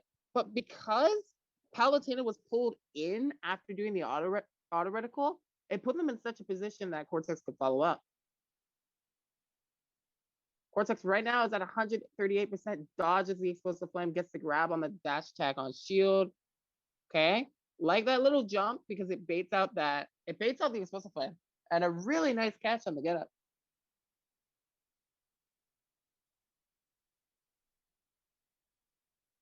Okay. The grab that everybody says is the best grab of the game didn't work. That's what I'm saying anyway. I mean, yeah, usually that grab is very good. It does have a very good long-lasting hitbox, and it does what it needs to, but it doesn't fit the visuals as you can see right there. Like it extended fully. The grab animation was in Palutena's shield, and it didn't grab, which is wild to me personally. But at the same time, I did kind of expect it, so can't be too surprised. Really well timed dash tag actually interrupted Cortex's setup entirely, and the trample effect kicked through.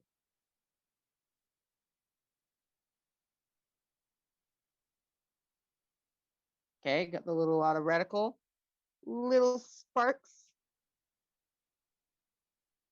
Empty Cat's going for these uppers because of how disjointed it is. It will rip through the hydrant anyway. See, look at that. Look at that. It doesn't even scathe them. Okay. Cortex trying to get the tech chase read on the roll in, does not find it. Love that little jump off the hydrant though. In the corner, gets out of it with a roll. Simple as that. Just gonna respect the explosive flame. Try to get a poke in there. Empty Cat catches that slow dash attack and the explosive flame closes the game. 1-0 in Empty Cat's favor. Caught them trying to charge a fruit off stage. A habit that Pac-Mans love to do at a distance. But Palutena is one of those few characters that can call you out from a distance for that and kill you.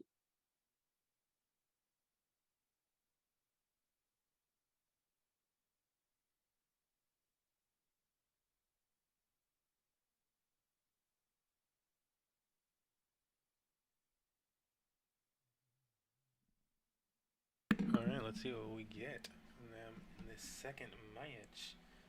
What are going to be the changes, if any? I mean, you know, you get some gameplay changes. Oh, right into it. Okay, I imagine like stage isn't changing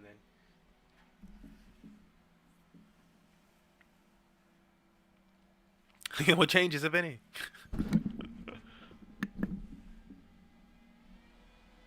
Yeah, you're right. No stage switch. I was looking down at the bracket to see any updates and did not see them step out of the arena. So yeah, we're going right back to it. Ooh, T Nath and the Tuna Link happening in the losers round. Ooh. Yeah, what? I still couldn't find out why T Nath is in losers, but I'll check later. Ah, rough SD. I have to assume that they tried to teleport and the stage messed it up, but I can't fully say that I saw what happened there. Anyways, I'm gonna close this bracket until this game is over. At the very least, so I'm not too distracted. That SD is going to make Cortex feel a lot more comfortable. That is definitely something to note. Okay, nice back air.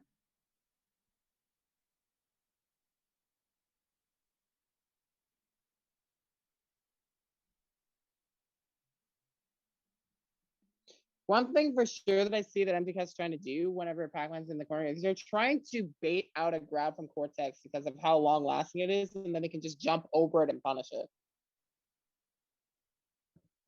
And that would be a very effective way to find a stock, is to bait it out and then backer them. The auto reticle, a nice dash tech, not quite enough.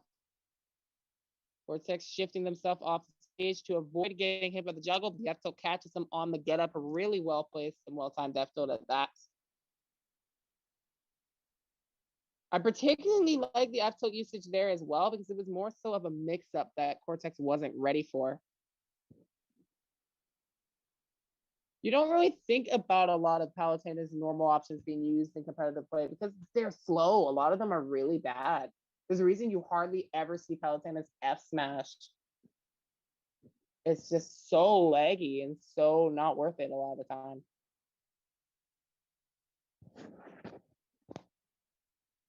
Okay, coming through the dash tech and got the bell too, so Cortex is gonna have to dodge that to avoid it. Hydrant will keep Palutena back. Auto reticle, just shoot it past it. Get that little chip. Okay.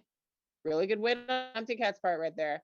There's a reason you hold shield versus somebody in those interactions. If you hold shield, by the way, Pac-Man trampoline. But if you hold shield in those interactions, then you can, so theoretically, you can wait on somebody to spot dodge and then react to that spot dodge. It's a really good call out tactic, and that's a reason why run up shield can still be good in ultimate. You can do, if you do this against spot dodge heavy players, then you will have an opening to punish quickly out of shield. Especially if you have a good vertical option. If like you have a real good up special out of shield or a really good aerial out of shield, those are really good situations for characters like that. But other characters, grab is still a good valid option. And Empty Cat has swiftly taken this lead here. 50% in their favor. Making up for that SD.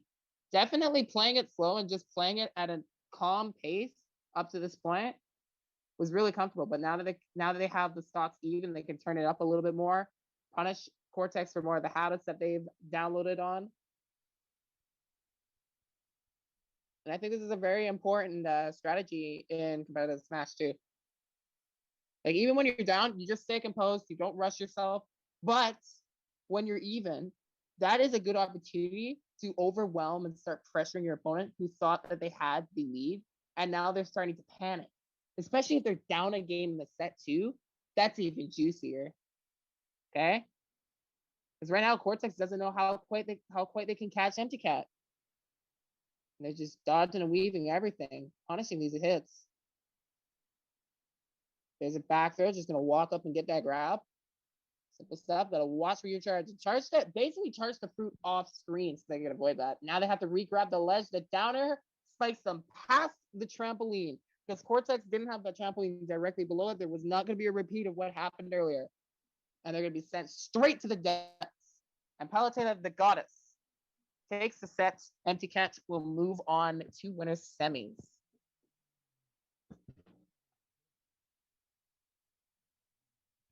Alright. Congratulations, Empty Cat. Oh my god. I'm over here trying to watch the match and then weak off of the fucking Discord chat. I can go into it. Can't even go into it. Wow. Again, congratulations, Empty Cat. People are silly. What else do we have in store for the bracket? There was quite a few good players and losers. I was like, wow, stacking up, which means we got a lot of good players in the finals. Ooh, camaraderie in the winners quarterfinal. Atta boy. Yeah, I think that means they won over. Yeah, they won over 2 million. Right. And they won one with Morris too. Camaraderie got some of that That's experience lately in those ladders we've been doing. Dude, nothing but good people have been showing up to. I mean, it's been really stacked. Goodness, it'll be like 15, just like I don't want to face shoes. Why do people show up in losers after DQing in winners? That's hilarious. Hey, I'm like, Propaganda said checked in and then DQ'd again. That's messing me up.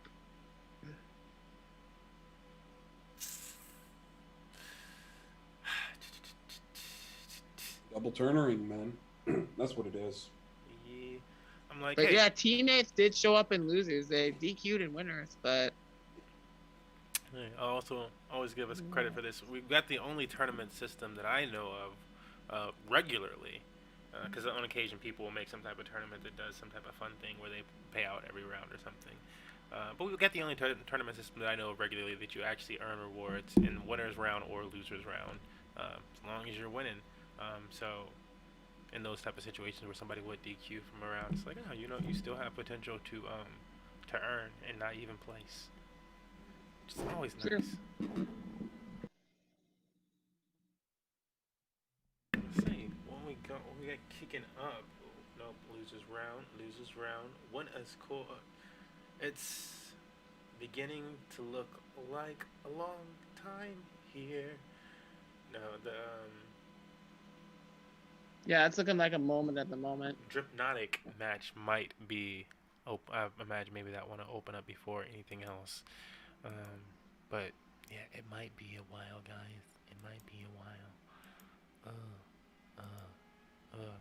I'd like to take this time to thank somebody today during the event, and that is today's event sponsor, Rect Satoshi. You can find Rect Satoshi on Twitter underneath the handle Rect Satoshi, as well as Telegram if you're a Telegram person. But you gotta be certain circles. Yeah. Thank you, Rect Satoshi. Not only sponsored today's event with a nice little $20 donation, but also our last ladder event with a nice donation as well. So thank you for that. You can follow Rex Satoshi on Twitter for a thank you. It's nothing but what does Rex Satoshi post on Twitter? It's mostly gaming and NFT related content. So if you're art, a lot of art and games, art and video games is what you're gonna get over there. So if you're into art and video games and you want to say thank you, there's a fun Twitter account to add to your feed. Dun, dun.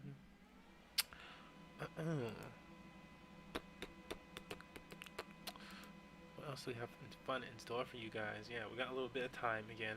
There's one other announcement that I can make right now, and that is that we have this fun thing coming down the pipeline known as seed packs.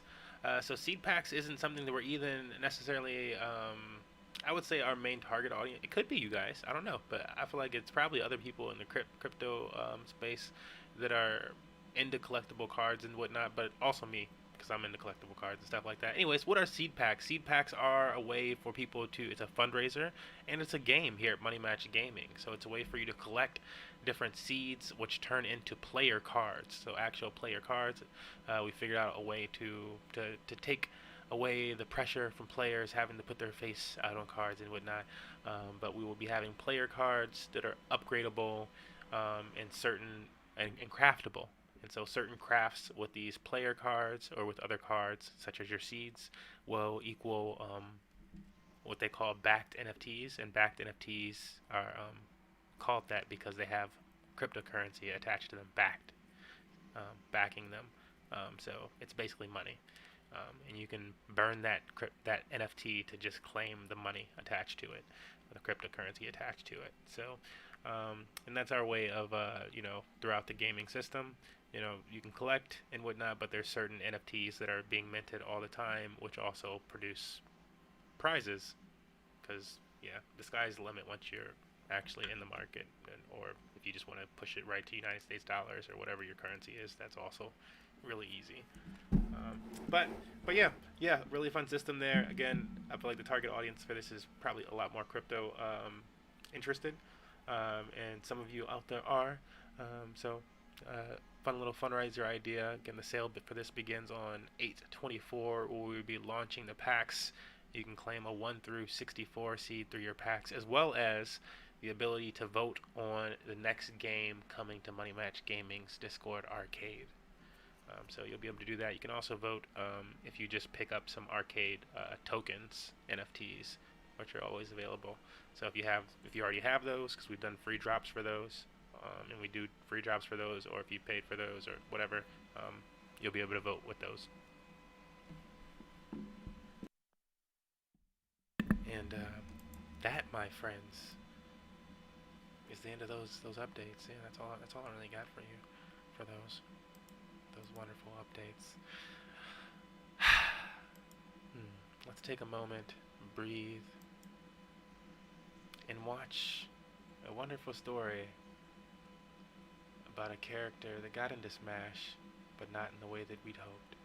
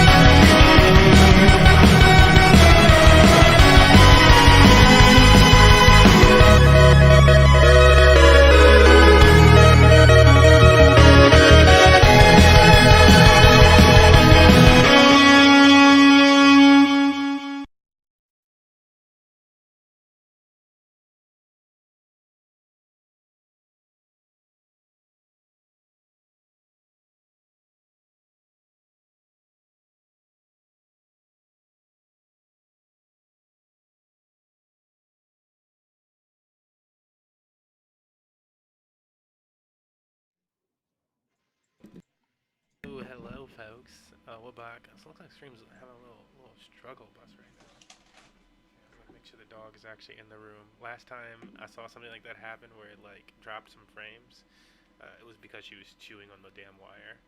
And then the second time something like that happened where it dropped some frames is because she was chewing on the wire that I had just bought to replace the other wire. So. Anger! Dripnautica's a nest, by the way. Ooh. Oh, I feel like, Just let me know. I've seen them. I feel like I've seen them. Like I feel like that's like familiar. Like now that you say that. I definitely recognize the name. They've played Sephiroth and Ness in this bracket so far today. Yeah, I'm like I might have faced them in a bracket before. Like, oh, a Ness. That's not fun. Okay, that's not fun. And they're starting it off with Ness too. Okay. Let's see how it goes.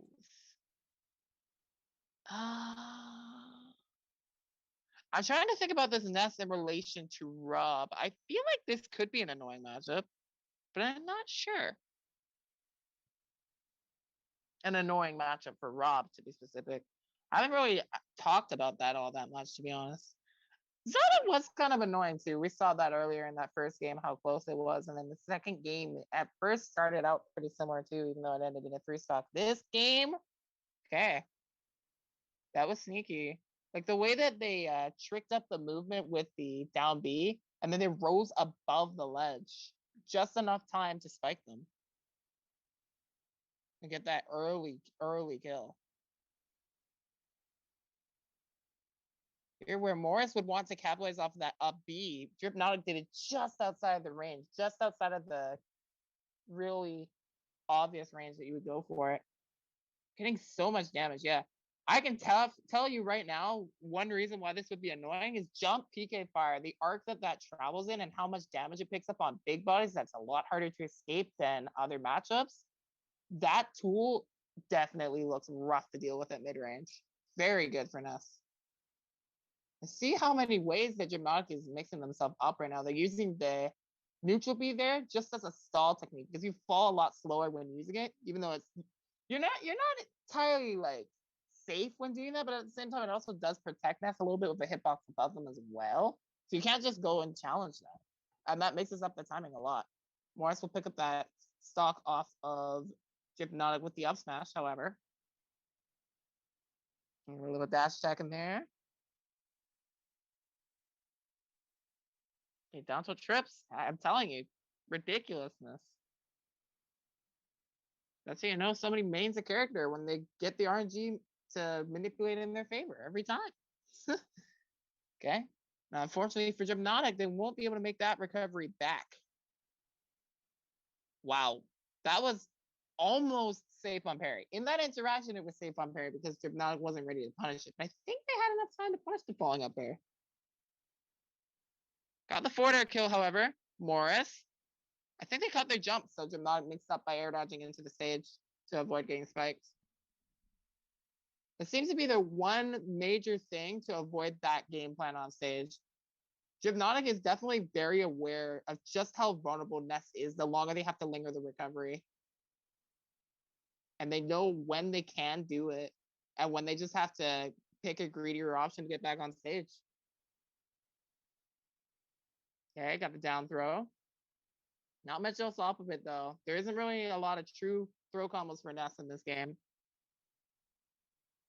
So you're more so looking for something to start off of a forward air or a PK fire mostly, I think.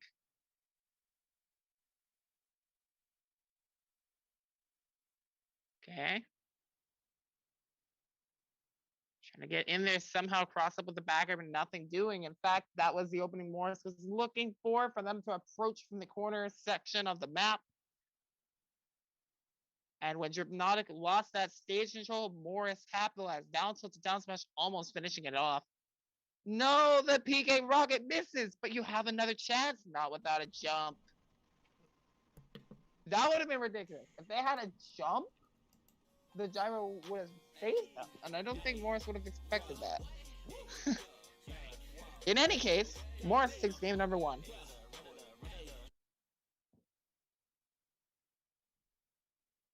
Congratulations, Morris. I mean, the champion.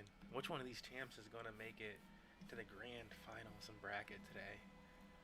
Ooh-wee. Oh, man. Have we had Empty Cat and Morris in the same bracket? Yeah, did they? Yes. Yeah, the we've had them times. in the same bracket multiple times. I think they Okay. played each other too, but I don't remember the results. I'm pretty sure they're in the same crew. Well, I'm like, I feel They're like that means that friends. Morris won. They might be in the same crew, to be Maybe. honest. I don't think we've had Let me Morris come out in see the bracket that. first. I mean, if the sponsor takes are their crew names, I don't think so. Okay, the game is playing, by the way. We might want to get it to full screen. Yeah. All right. Game numero 2. Okay. See those jump PK fires. Big target to land them on. Okay. Hypnotic's getting a really crazy of a lot of the options they're picking in neutral to try to really mix themselves up. Kind of seems like they're just going for a lot of things to see what can work really effectively. And honestly, if they could get some leverage here with this second game, then they might find a way to use the information that they have from all these mix-ups to have a more solid game plan game 3. But that's, again, saying that if they can get there. Because right now they have to get through this game here, right here. And the laser shot is precise with the snipe. Morris taking the first stock with the blast of that laser. Okay. Wants a gyro right back, and Ness is so fast that it can just follow up with a quick forward air. Now we get this stock here. Okay. Little spot dodge cancel down tilts. Now we get the stock. Okay. Don't think up smash is going to do it. I felt like they might have been looking for a grab back there because they crossed up Morris in a way like that. But they didn't really look for it. They didn't really go for it. Morris is just poking at him right now. Playing around with them. All right, guys. So Okay. Down in there. Got them off the stage, but not ready for Morris again. And Morris is in such a good position right now. They're super comfortable that even in disadvantage, they can just continue to mix themselves up. I think what Morris is doing is showing a more effective way of using mix-ups in a strategy. Of course, that's not to say that Drip 9's strategy is a wrong strategy. I think that Morris's is just showing to be way more effective here. Is just get the lead with simple stuff. And then when you're in a disadvantageous spot and you have a lead, you can condition your opponent to go for risky Tutorial options. number- And then you mix up in ways that they just won't expect. And you take complete control off of that. It's down tilts, down tilts, down tilts. Let go of my toys, son.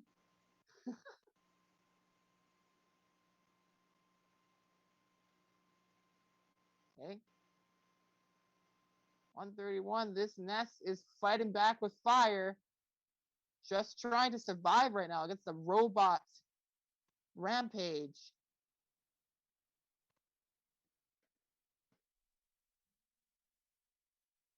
But the future is now, young child. After still didn't do it. With a couple pungs, I would have killed, but Morris is just putting the pressure. That's literally it. That's all they can do at that point. They're forced to air dodge. Morris did not let them go one bit there. Goes that second game out in dominant fashion. Morris. That's him. Not me. I wish. I could just rotate my arms. Smack fools. Alas, I am the TO. Let's find you a match. Let's find you guys a match. Boy, you got know I happening? got a match. What we It's got? empty cat Ooh, versus. Do we have Bueno. Empty Cat Bueno. and Bueno for the Mhm. other side of winter semis, or did Yep, they start already? I he held him. held it. He held it. All right. Okay. Bueno. Sounds like a good idea. They want to do a button check before they start. Just a heads up. No. So Nah. when We they're slapping buttons, We counting you it. know? Whoever died first. This dude. Whatever pop up and feed. Whatever happens, happens. That would be silly as fuck. Some people did that and they were like, nah, feed shows. Excuse me? But nah, but he's cool with it. Feed.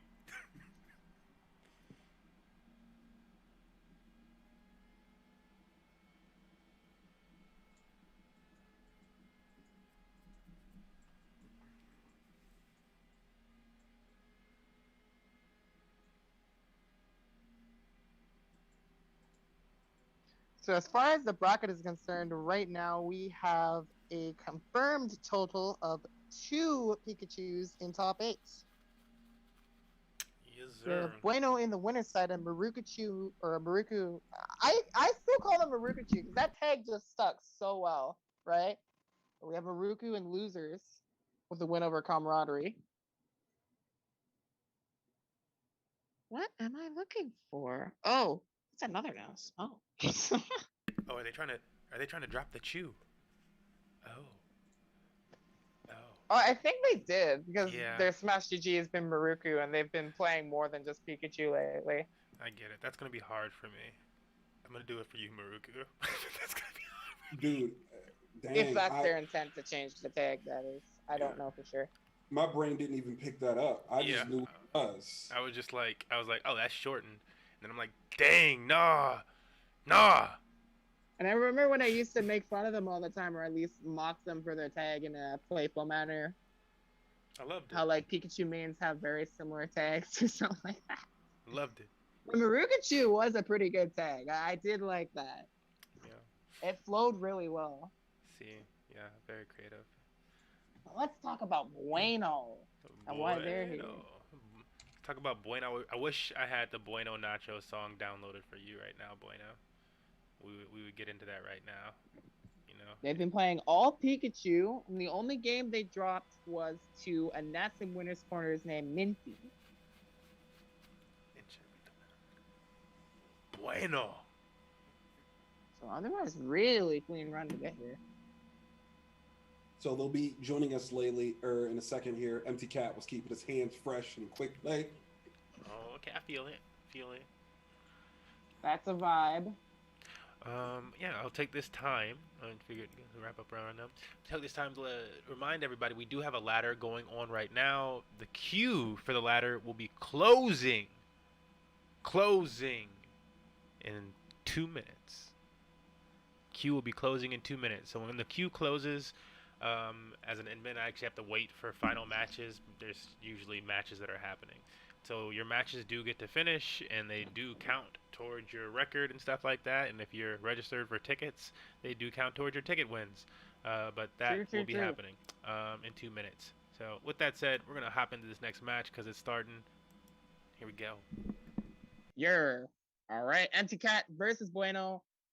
I could theorize that they may have played each other. I think they're from similar regions. I think Bueno is from. Oh, I should always check. If I think something, I should always check if I have the resources to check. If I don't, that's fine too. But I know that Empty Cat is.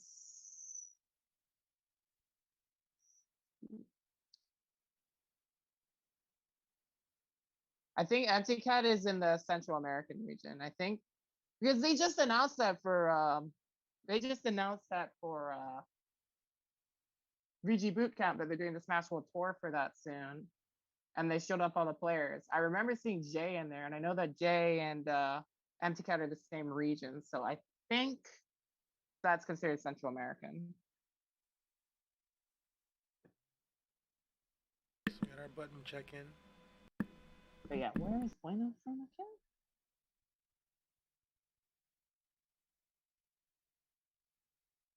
Antonio Bueno. Really nice name. I like that. That really rolls off the tongue. Okay, game number 1 on Smashville. I'm not getting the region, so it doesn't really matter. I think they're from Grunt. I think they're from Grunt Gang, actually. I think they're from that crew. Could be wrong. That might be why I recognize the name so well. But in any case, Empty Cat is staying very mobile against this Pikachu right now. I think that the Smashville pick for game 1 is really helping them out with this middle platform in particular to avoid a lot of the stuff from Pikachu. So it was really smart that they striked it in a way that ended up with this stage being picked. Because it's really benefiting them right now. But for sure, this isn't a bad stage for Pikachu by any means. Wow, that catch off the neutral air into the back air. So clean. And just barely got them with that. Very nicely done. Okay. Bueno, try to respond here a little bit here. Okay. Uppers forward air. Very refined combo right there.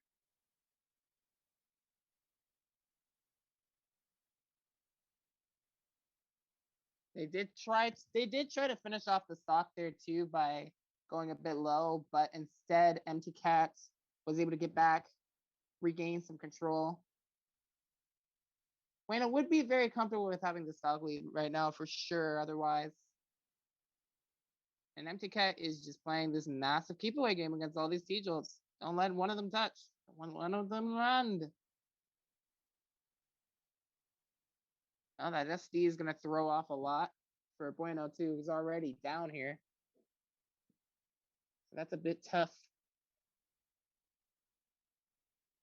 Despite everything, they've only really found like one moment of success with that one string off the stage, but otherwise Bueno's been really struggling to keep up with Empty Cat's movement. Okay, up air, try to wait for something. Okay, neutral to down smash will be something. Almost gets the kill. What the heck are you trying to do? I've never seen a Pikachu try to go for an automatic ledge jump with side B. That had so much lag on it too. It didn't grab the ledge right away. That was so weird looking. It could have just been a miss input. They might have tried to do something else too. But it worked in their favor anyway. Okay.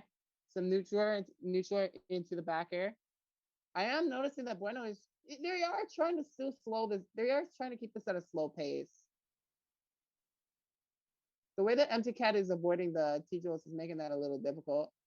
So they have to find other means to slow it down instead. Because they know that it would not be safe to rush in on a Palutena like this. And the game one is going to go to Empty Cat right there. The quick attack is just not going to make it with that one burst.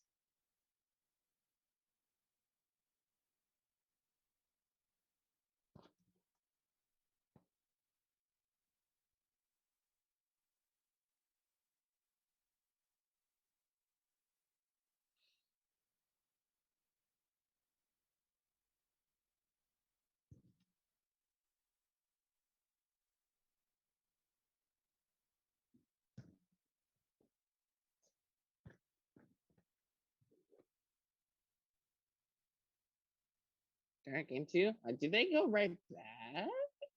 They did. Interesting. Okay. That immediate instant dash attack from Empty Cat right there. Just, I feel like they scouted out the exact same thing that I'm thinking about if I'm Bueno here. If I lost for trying to play it slow, what if I tried to rush the very start of the game here and just get a big combo going and force Empty Cat to play my game more? I think that's what was going on in their head there. And Empty Cat immediately scouted out that game plan with that first dash attack, which forced Bueno to play a little bit more carefully here.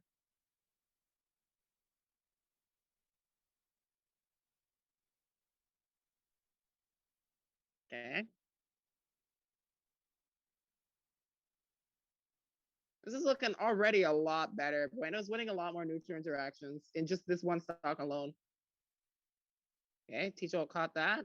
Tried to catch the forward air. Just barely missed it. I have to roll away from that because they know that the aerial from Palutena out of shield is coming.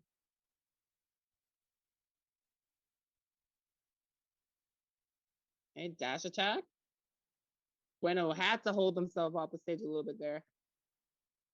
Dash attack kills.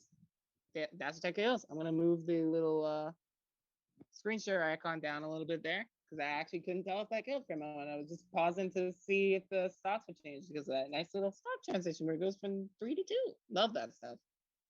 Love the little things about Smash Ultimate as always. Okay, want to go in for a little recovery here. Empty Cat predicted that they might go for a Thunder there again, and if they countered that, it would have done a Reflect instead. Okay, picked up with the F tilt. Even stop. Okay.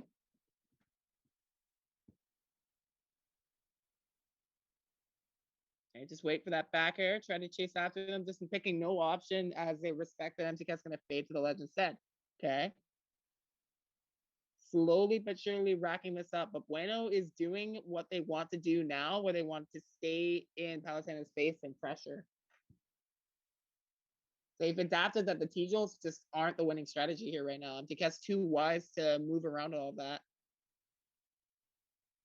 Okay. Good counterplay on Empty Cat's part right there. Quick attacking in like that extends your hurt box, especially on the second flash of that. So if you throw out a hitbox to meet it, it's very effective. But it's especially effective on Pichu too, who has no hitbox, just a hurt box.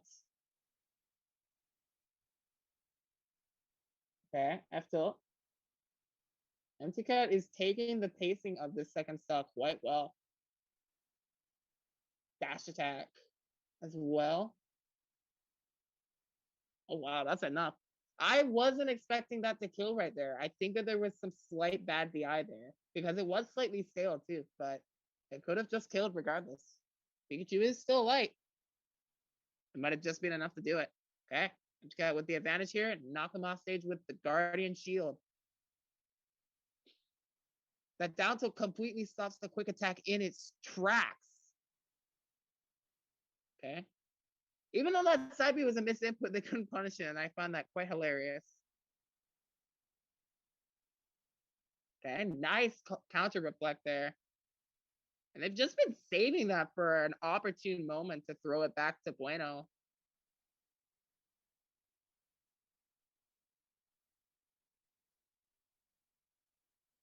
Okay, down air comes down.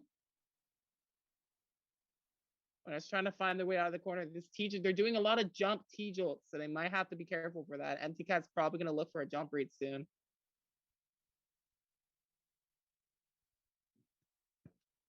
These double T-Jolts, man. But they're not gonna do anything if Palutena sneaks behind you right back. They knew that Bueno had to look for an option to get the kill here. And in these options that Pikachu has, if they just to pick up a quick kill, they could throw out a forward smash is probably the most obvious one. And so they scouted that by kind of going around that range where they could bait it out and snuck behind with the backer to finish the job. Well played on Empty Cat, gonna move on to face Morris in winners finals.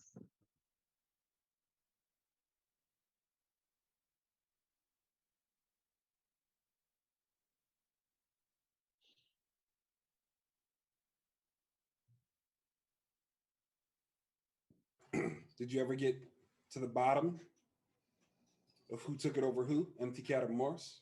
Because I know they've faced before.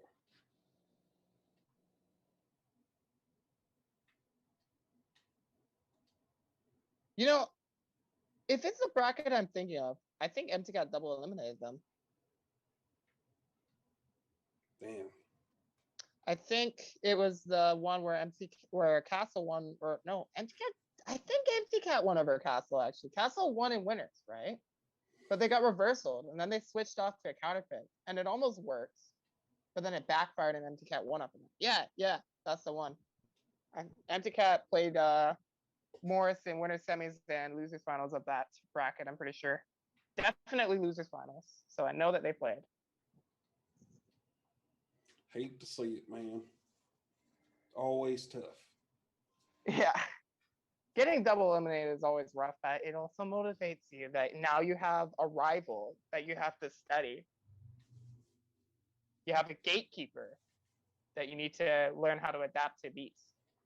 Hit him with the never again.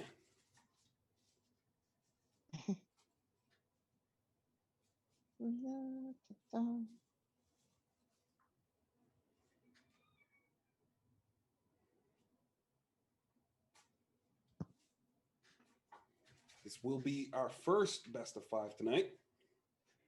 Yay! I'm gonna make sure I have enough water for that because I haven't drunk any water today. Or I have been drinking water today because I should be. I just mean during this event. That was a good time for an H2O break. I was actually getting mine.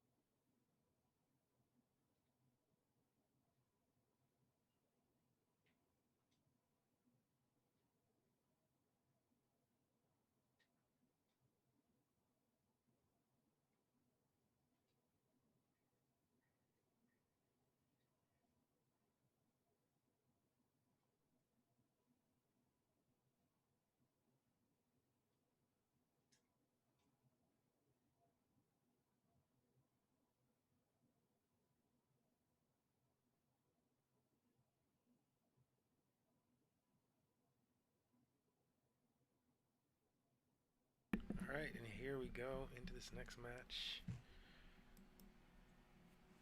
Just in time to witness winners finals of Morris and Empty Cats.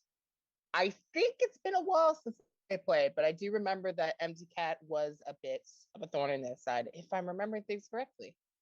And I'm pretty sure that was the set. But in any case, let's see how it goes. So far, it's looking nice for Empty Cat so far. Have the shield grab in there, backer.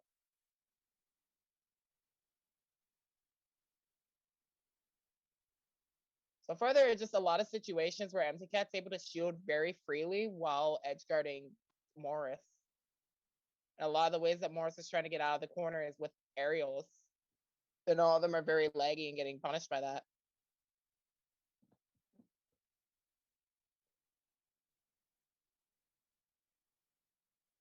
Hey, ooh, I like that. They just did a little empty hop to bait out a defensive option for Morris, and it forced him to the ledge.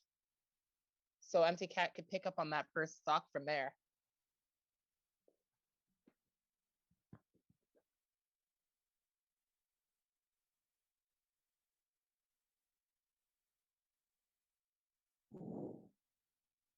Okay.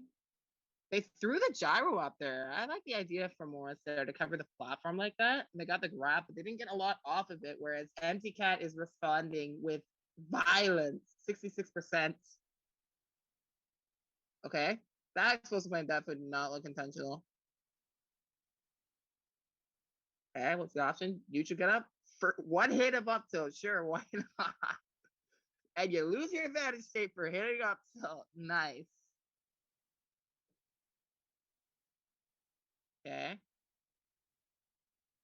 Still got that one poke on them, and I think they snatched Empty Cat's jump, which threw them off.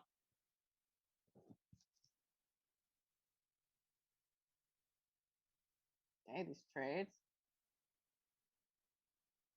That slide off backer is so slick with it, knowing that Morris is looking for the grab.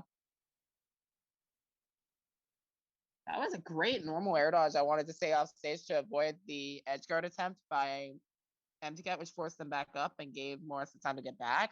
Still losing the stock there in that exchange, but Morris coming back with a very nice string to respond. Got the gyro. Going to respect the explosive flame there. Hey, but as soon as they attempted to go for a forward, it gets thwarted by that neutral air.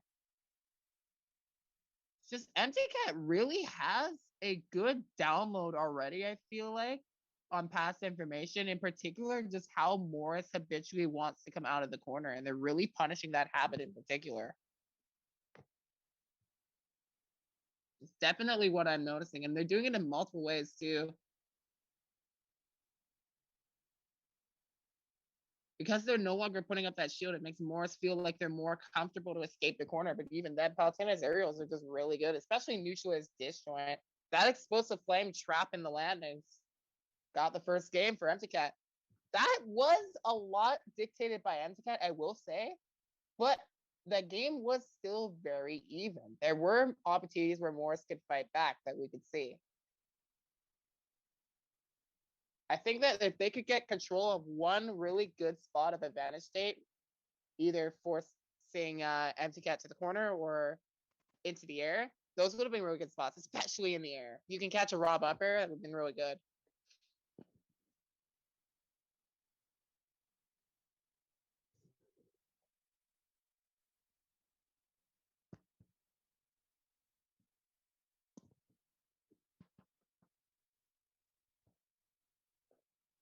Game two is the fought out on Town and City.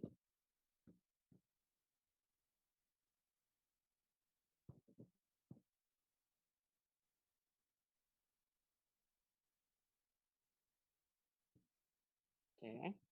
Just really trying to wait things out here. Morrises are expecting Palutena to go onto these platforms and just waiting underneath below. Some will lead to a shark in the waters. Okay. Looks like Empty Cat might have made a big call out there with the forward smash there. But still managed to keep their control after that too.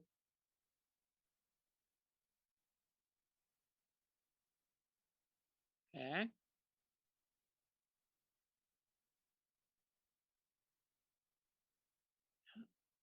Morris just gonna delay the recovery slowly but surely snake back on. One of the biggest tools for edge guarding Rob here would be 2 frames for sure. So you can get away with that very safely on up B. With that turnaround back throw after too. Since down tilt does have quite a bit of low cooldown, if you don't get the punish and you pick the wrong get up after that, they can just grab you on the turnaround. Probably the best option in that situation is I think you would want to jump there.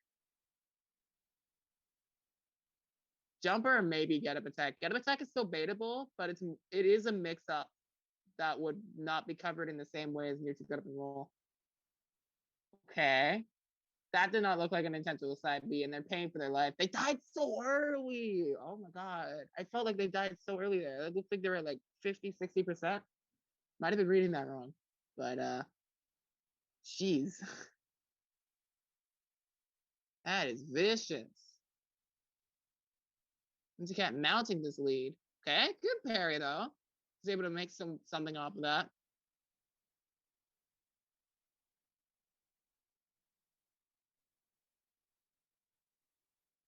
Okay. Just got these little simple things right now. No, not quite there.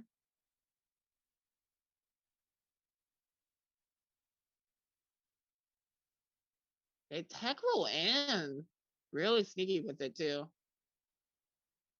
A lot of the time I feel like Morris anticipates roll away or tech in place. Okay, that's it. Air Force that they felt compelled to air dodge there, and MZ Cat came up right when the air dodge was ending with the long lasting up air. That'll do it. Empty cat.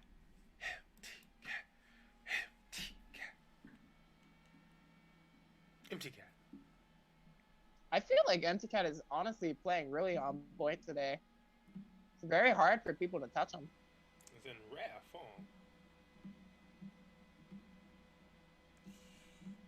Dun, Who dun. lives in the middle of nowhere? Like speaking of courage, there's like apparently a Courage the Cowardly Dog and Scooby Doo crossover. Yes, I know what you're talking about. Yeah, I'm like, oh, well, I'm looking forward to that then because I don't know the last time we got some Courage, so dope. Also, I saw they like redid the Rugrats in like new animation on I don't know if it was HBO or Amazon. I was looking at. I was like, oh, that's interesting. Oh shoot, he counterpicked to a different character. I did not think he'd have a secondary, not gonna lie. I feel like he's always rocked out with the Rob, but here going with the Wolf here. Yeah, I mean, I agree with this. He was getting massively overwhelmed based off of a lot of things in the matchup. Rob being really big, and Anti-Cat's movement has just been super clean to catch him a lot of the time in neutral interactions that Rob just isn't working here. So going with the Wolf here, see how that goes. I honestly think that Wolf does pretty well in this matchup. There aren't very many characters that do like super duper well versus Palutena in my opinion, but I think Wolf is one of the ones that wins against Palutena. Oh, but not when you do that. Wow. Okay. What a call out. I don't know how they were ready to anticipate that, but Empty Cat just went for the hard read on the low recovery and killed him for it because Morris used their double jump and then immediately upbeat right after. That's wild. Okay. And the reason why I call that a hard read for those who aren't initiated is we really didn't have any data in this set that Morris was going to do a low recovery up B like that. In that position, they could have side B, they could have done anything. That was the first time they were off stage. And then Tiket just killed them for it. Okay, that should be a back throw and dead.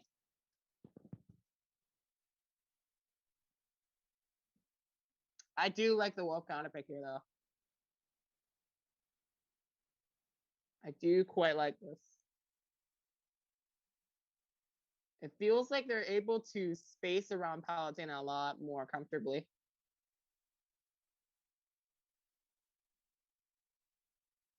Okay, down B out of shield. Interesting.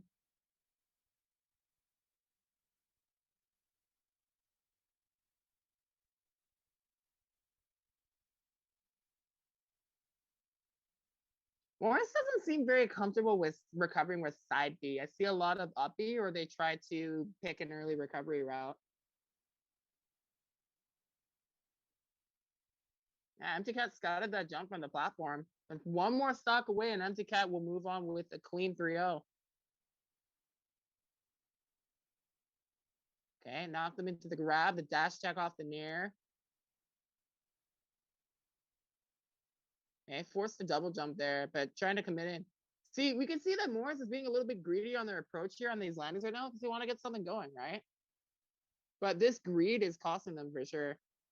Just more so positions where they already have the ground established, they're working a lot better. They got that grab there really nicely.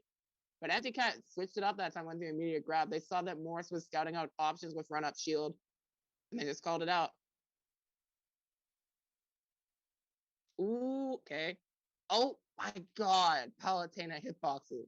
They read the jump, but they were just a little bit too slow.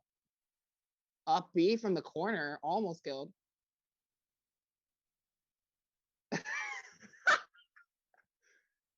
All right, nice bait from Morris right there to bait out that grab and get the F tilt kill.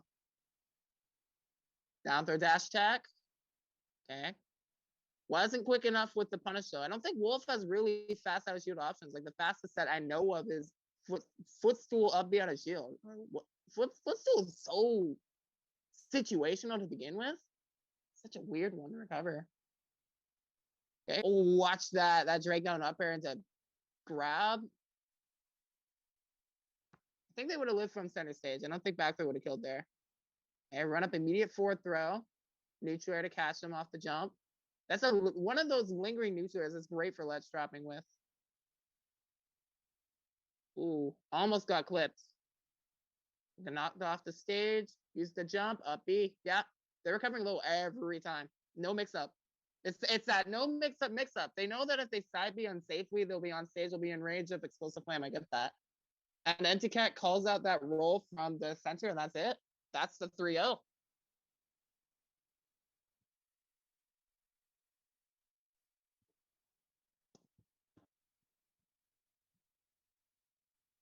Morris was starting to pick up steam on that last stock, but the moment that they went for a panic defensive option, it cost them.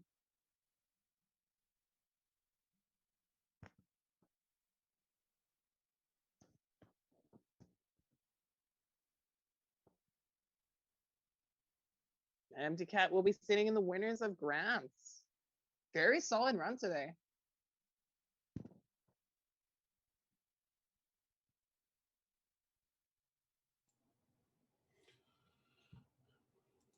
Fortunately, we are not so lucky in the losers. We'll be waiting again for our next match. In the meantime, though, I think I could go find that video, and I can just read out the names for the Central America qualifiers for Smash World Tour. Oh yeah, go for it. Let's do it. Let's hear it. I want to hear it now.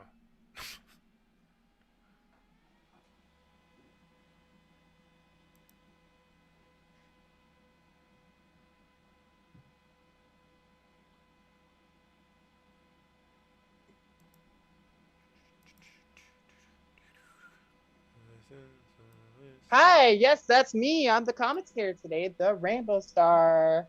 Yeehaw!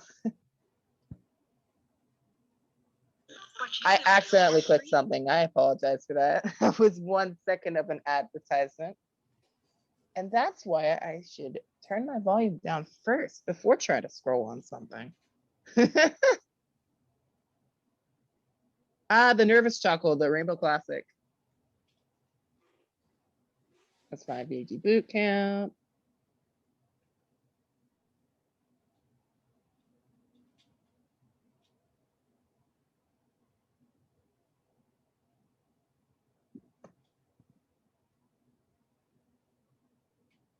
There we go. Yeah, Central America Ultimate Regional Finals trailer. All offline too. I could be thinking of something different. I could legit be. But anyways, 16 players. 16 players in the regional. And what's that say? Oh yeah, that's this weekend, August 21, 22nd. 6 players qualify, so only top 6. Are very important. This is a massively stacked bracket too. You got Spargo, you got Leo, Meister, Chag, Nair, Alandis, Andric, Cloudy. I just listed like 4 massively heavy hitters, all from Mexico. Crazy stuff. That's not all. Capitancito, Shiny Mark, Empty Cat's in it, Jay's in it, Omart, Wolfen, and Sonics, and Waka. Like, that's the bracket. That's so crazy, dude. But yeah, Empty Cat definitely take advantage of the practice today for sure. I'd love to see you do really well. It'd be nice to see you in the finals. That's a hard one, dude. People are already speculating the top 6.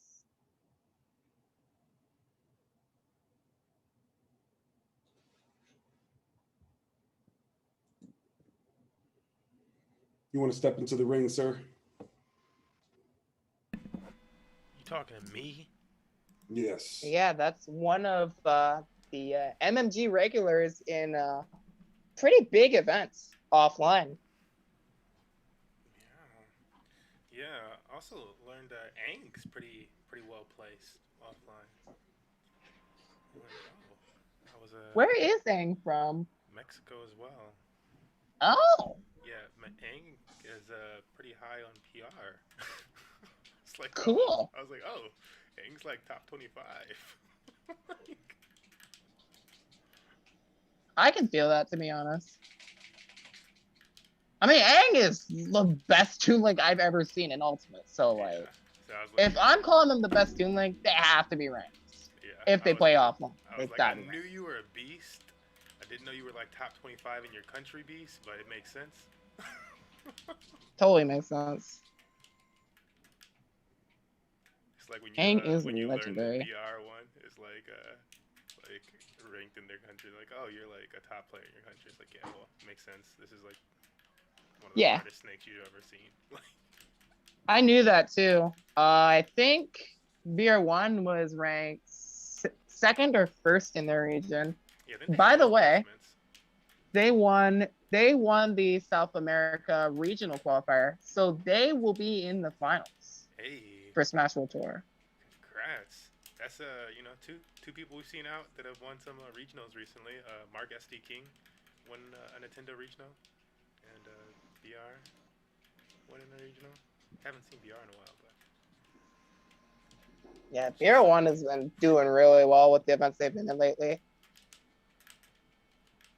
I did actually commentate them, I think, this weekend. Did I commentate that, or was that the week before? I think that was the week before.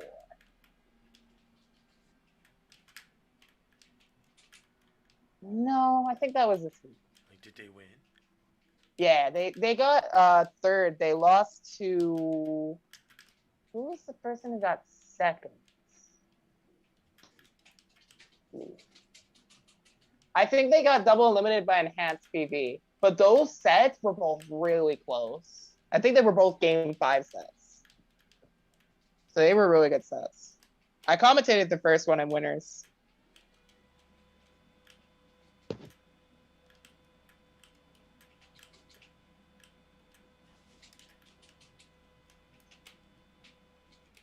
But yeah, that was the events. I think that was Revival of Smash Station, actually. Number 11. Super Stack event. We got a match. Also We got a match. joined the event Jump off and there. brought a lot of other people.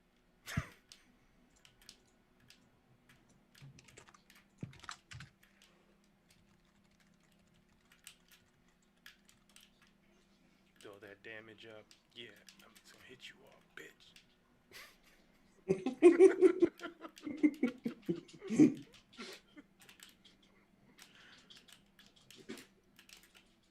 You know I gotta end you quick, right? I know.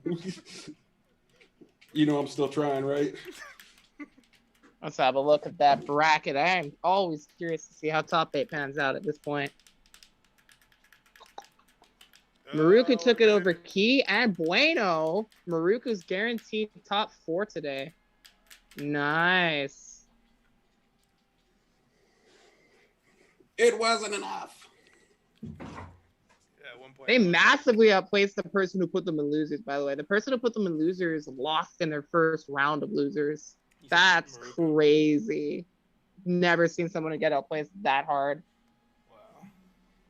The other side of losers top 8 is Cortex versus Teenaith. And since it's not even green yet, I think we can get that. Well, I'm like, why did Maruku? Whatchamacallit? Why did they go? Have they been going Pikachu since? Yeah, I'm seeing Pikachu's. Mm-hmm.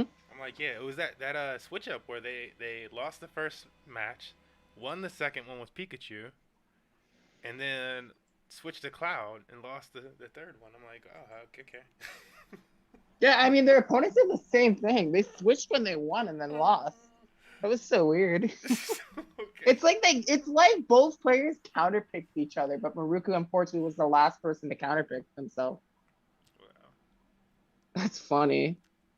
But in the grand scheme of things, it didn't matter too much because they have gotten this far. But yeah, Cortex versus T-Nath should be interesting, I would say.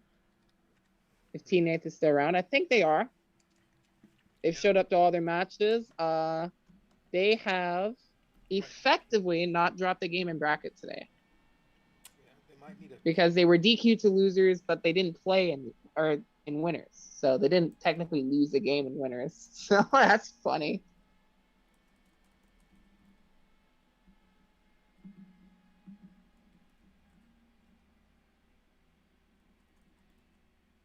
Yeah, and T-Nath is the person that Bloodstone lost to, by the way. That's why Bloodstone lost in Losers round 2, because they got that unfortunate bracket where a good player DQ'd into winners round 1. You hate to see it. I hate to say That's it, unfortunate. but you see it. You do see it. But you do love to see that T-Nath came around, has been kicking.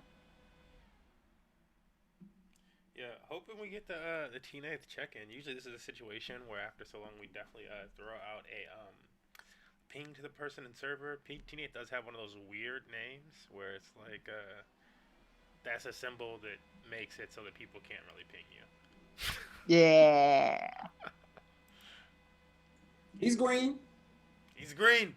Yeah, we just need to TNT wait. Nathan. I think their name's actually Nathan. That's why I pronounced it Nath, because I like looked at their banner and everything. Oh, are they? Is this what they want? Oh, they want this. Nath. This is what they want. Is it both of them? It's both of them. We're ready to go. Get ready for some enjoyable matches of Pac-Man versus Steve. Is that sarcasm? I mean, if it was sarcasm, I might have said it in more of an undertone. Now, I'm actually genuinely trying to hype this up because I got to do my job here. I know a lot of people might look at this and say, ugh. And I will respect that. I will respect that, ugh. I'm like, they both have enough of the ugh to them. Like, whenever it's two characters that have so much ugh, though, that it's like, it'll actually be competitive because, you guys are both hate-worthy. So, and one of you is yellow, so that's fun. It is always interesting to watch how two characters that both get rewarded for camping interact with each other, because in some cases, those characters are forced to go in a lot more.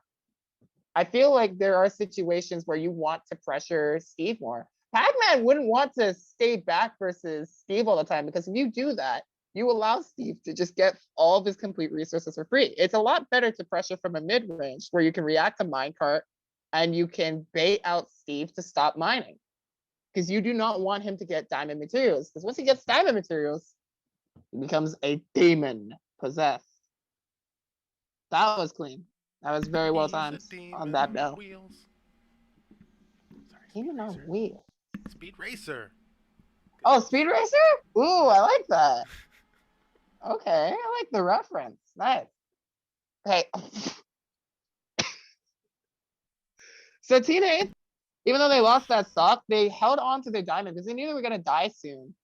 Actually, wait a minute. That's not what happened. They killed with a diamond force smash. I didn't see them get 2 diamonds. I think they have another one in the pocket too. Oh dear, this is scary. Yeah, this matchup could honestly be hard for Pac-Man. I'm not sure what the counterplay is yet for Pac-Man here. I think the character is forced to pressure them, and I don't know if Cortex is used to how you pressure Steve in this matchup.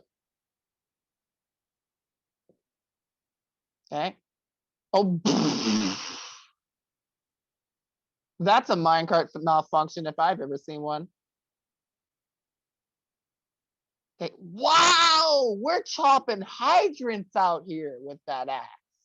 We're chopping down hydrants. We're going to the city. We're cutting down a completely different kind of block. Okay. 126%, but Cortex out 81%. Watch out for that forward smash. Clean parry though. Caught the jump after 2. Okay. A little bit of pressure is relief for Cortex here because T-Nice has used up all of his diamonds here. He has to mine for another one. Gotta watch that materials right now because he's gonna be doing a lot of mining on stage while Cortex is recovering. Get a dash check there. Cortex tried to catch the minecart. Being redstone diamond. There it is. Yeah, he's gonna put those blocks up too. But Cortex with that precision on the key got the punish. Okay. There's still an opportunity for Cortex here, even though Diamond is such a scary tool. If you can get Steve off stage, you can greatly limit his options. And that goes to say for a lot of characters anyway, basically the entire cast. But Cortex is in a better position to play campy, I think. With this last stock situation, they could go for him a lot more projectiles, but they do have to watch out when they're charging their fruit. They have to be able to react to that minecart. So if they can't do that, it will take them off the stage, and that's exactly what happened there. Teenath knew what to do when they're going to match up. Just run off and follow them after. Border covers those situations really well. Teenath taking the first game very nicely.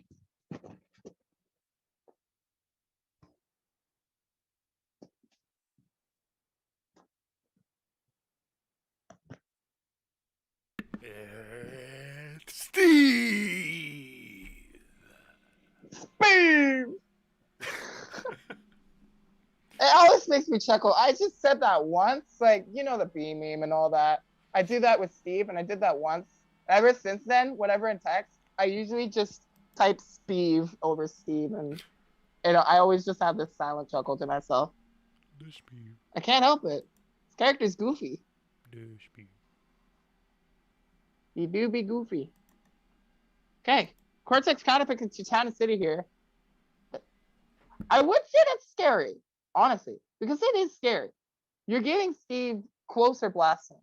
However, at the same time, though, this changes the material that Steve gets. Because on Tana City and Smashville, the materials that Steve gets from their resources are mainly wood. And wood's not a very effective material. That, at the very least, makes it so that he has something to work with here. But it's not a strong material. He's not getting as much iron. It's not getting as much anything else, really. So it's effective. You also notice he's not getting a lot of stone either. Like, look at that. The main material he's getting here is just a lot of wood. You can't really do a lot with that. But I think what I would like to comment on, and I should comment on here, is that Cortex's pressure right now was looking really good at first. I was gonna say it's still looking good here. But Teenath changed things up there a little bit. Now, you notice how he was like putting a block down and nothing was happening? He was doing either an anvil or a minecart, but he kept doing it. And it allowed him to stall out his landing a little bit. A little bit of a trick there. Oh, speaking of a trick, that was a cool trick shot off of the dirt block. Unfortunately, didn't kill for Cortex, but they'll pick it up with the back air. Get the stock there. Oh, that run off. While they're running towards Steve, while he's crafting it, it pushes him a little bit off the ledge toward the ledge too. Okay, nice minecart or a nice hydrant. Don't know why I said minecart there when I was looking directly at a red object. Could get you angry. Now, that's definitely something to say that's true, is that hydrant does make a lot of people angry. Oh my god. Pac-Man almost died. This Ashguard sequence is not stopping. The forward smash to punish the end leg there. Cortex took a lot of percent there. Minecart. Okay. A little bit of an overextension. Getting punished. Dispensing the lava out of the buckets. That forward smash chopping through. Because it hit that hydrant, it lasted a little bit longer too. So I caught Cortex. Oh, that is good to know in this matchup. Okay. So the Galaga, the first hit, beats out the minecart. That's really good to know for Cortex. It seems like quite a few fruits do that. I'm seeing him go for oranges a lot because orange is a quick projectile that goes in a straight line and it can interrupt the minecart. But if you don't get that fruit pulled out in time, you're going for another death ride. What kind of mix-up? No, that's not real. There's no way that just happened. Sit jab 1, 2, pump, pump, up smash. Okay. But that call out definitely rewarded them. Big surprise there. Ooh. Teenath was walking forward like a soldier, just swinging that sword. The hydrant pushing them forward a little bit too. whereas Cortex might have wanted to stand back. Okay. Ooh, that parry helps. That landing hit can still interact and interrupt people in an attempt to catch Steve. Okay, forced to go high. That anvil is such a scary tool, and he's got 3 more uses of it, as you can see right now in his inventory. Okay, like the high side B gives Cortex some space. Okay, that might hurt. Kind of fizzled out, didn't it? Okay, 2 iron uses right now. Wahoo! You barely survived that. I had that gold boost on the rails too. Ooh, okay. Not the down smash. That's not gonna do that. You have to be very careful versus Steve Shield. Because you overcommit that hard, forward smash is a swift response. Ooh. I like a lot of the adaptive choices from Cortex in that second game there. Almost brought them to game 3, but Team Ace clutches it out and closes the set 2-0. Yes, sir. Team Nath. Moving on, they will be facing Dripnotic. Notic. Drippy. Drip. I don't know. It's like, okay. Yeah. Pokemon thing. Pow, pow, pow. We got Maruku waiting to fight the winner of this match. And of course, that person will be moving on to the top 3.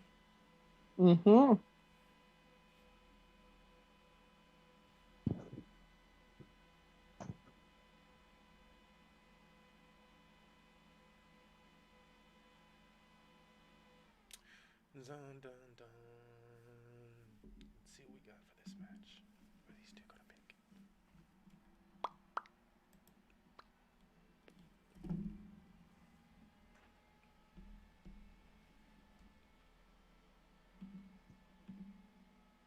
We got Nath checked in.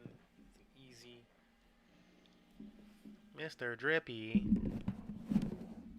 I feel like having Easy. your name up on stream is an easy way to be like, oh snap. think that's supposed to be me. Think I'm supposed to check in. I should zip up or something, like, you know, or wash my hands, or maybe you're like outside in the dirt. I don't know. I don't know what you're doing. I don't know your life. Put the chips down. It was the chips.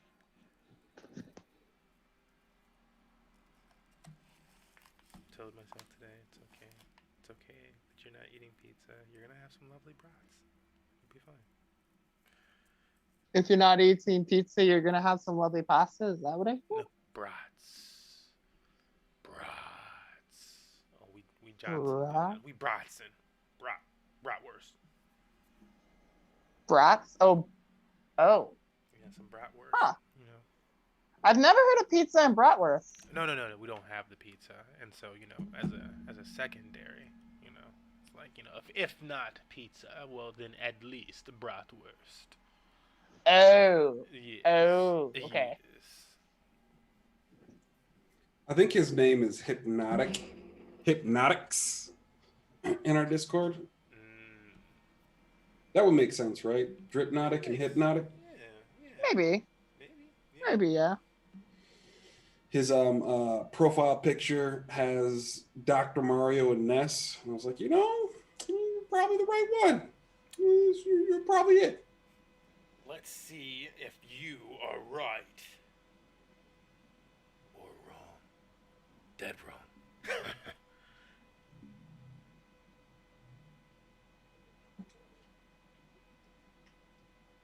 So it's like funny moment story time. Me and my girl recently been watching this show on, what is it on? I think it's on like Apple TV, called Schmigadoon, which is like a musical, like comedy show thing. And so like part of the premise is like it's like a joke that like they get trapped in this world where everybody, like, people keep breaking out into song and dance for stuff, and they're like, no, and then the people are just like, nah, we gotta, this is, look, I gotta sing this number. So to like sing the number or whatever, or to like affect them emotionally and shit. But she was like, why don't you like sing songs to me, like, you know, just break out and sing. And I was like, babe, like, Do all the time. Yeah, I was like, you got to think about how much I just randomly break out in a song. And she was like, oh, wow. Yeah, actually, yeah. Oftentimes I'm telling you to stop making stupid songs. Like, yeah, 'cause every situation could be sung. So I was like, I was just singing and dancing around you a second ago. You were like, oh, stop making up stuff. Put a smile on your face. Ba-bum-ba. We're still waiting for this one to fill in. Let me see how far they are. We so just it's just a connection issue reaching out to them. Well, I've reached out. I'm pretty sure Oh. I am. Okay. I am. He just responded. He Strong may come. response.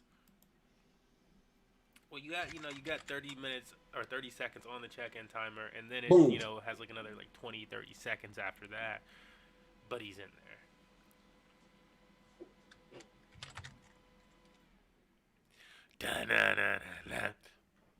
Hey, we got him. We got him, y'all. All right, nice. That is good. Dun, dun.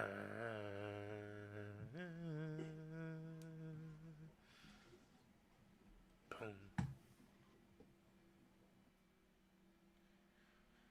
Yeah, I'm just in here, make these brats, get back into the market.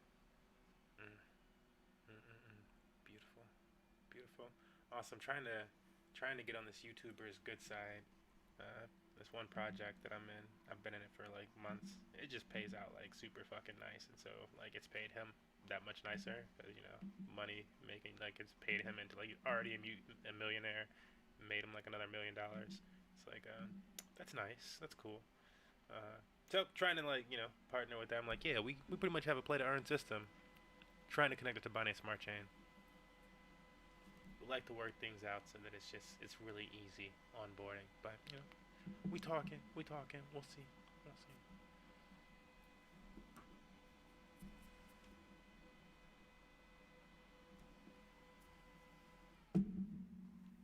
we got one in the ring.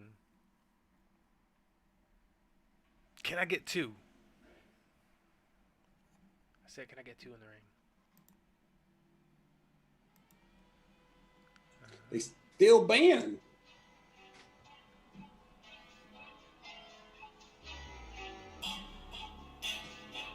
Over here. I don't care.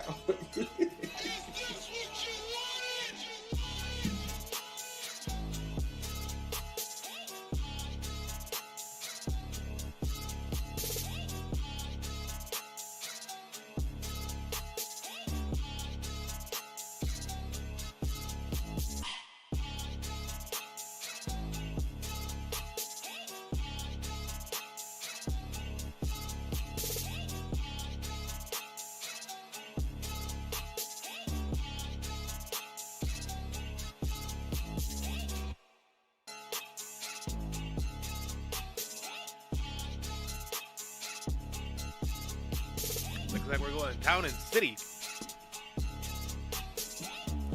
Gotcha.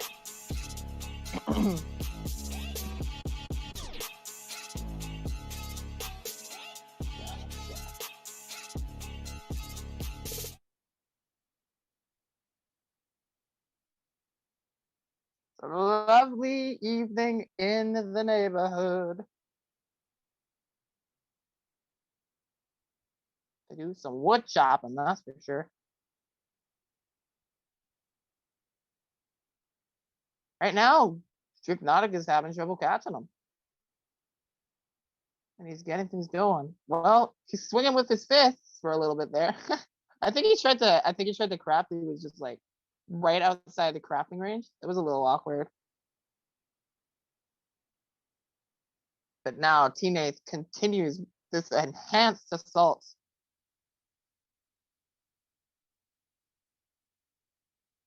Just taking a little breather here and there. I honestly thought Teenage was going to continue to go in there. I feel like Teenage gets pretty aggressive when they want to. But I can understand why they're kind of like switching back and forth right now with their pressure. It's kind of a hit and run style that we're seeing because they're respecting Ness up close. I think Ness up close will do quite well versus Steve in terms of frame data. That PK Fire too, definitely something to work around. Ooh, okay. Hypnotic takes the first stock with the back air. Catching the retreat to the corner.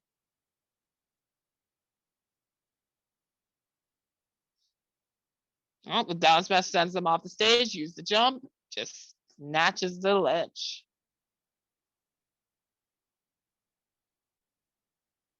Ooh, okay. Good call on the PK Fire. They used the boosted version of it too. Normally PK Fire just eats through the minecart though. But going for it just quick enough got past the later hits.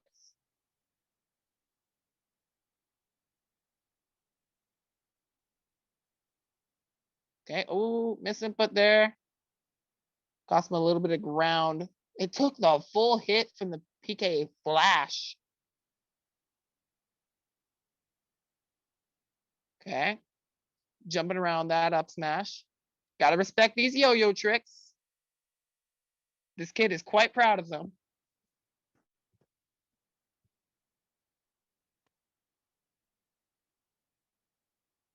Honestly, it's such a flex that Ness does these yo-yo tricks perfectly every time as it smash attacks.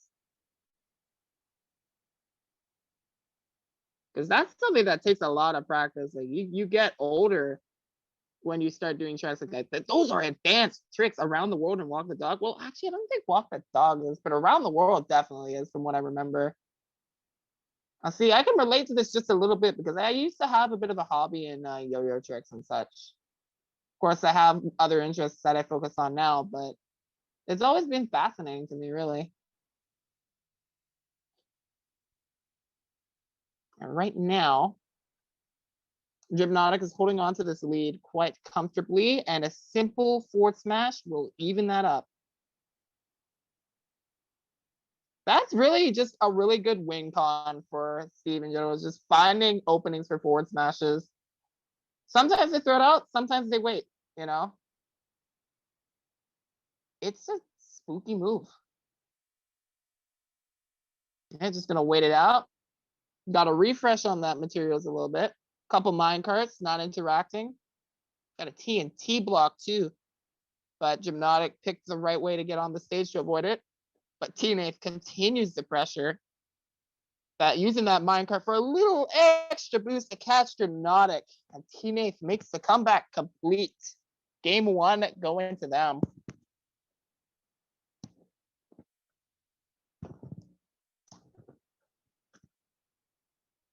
This is looking like a very nice set so far. Pretty close in both favors.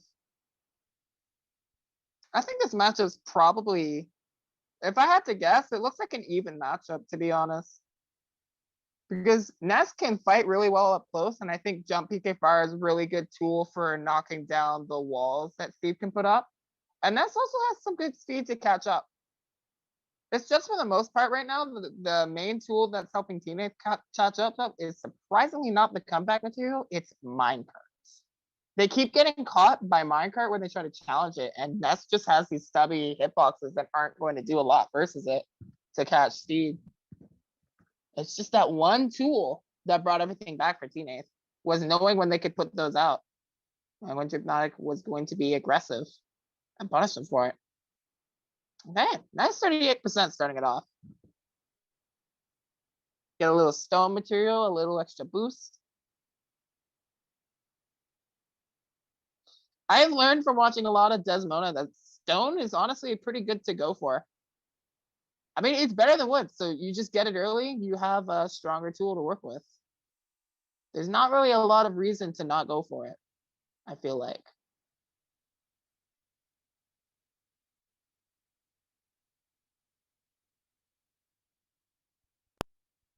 Okay, the anvil dropping on from above for a throw off the stage. Use the double jump, caught them.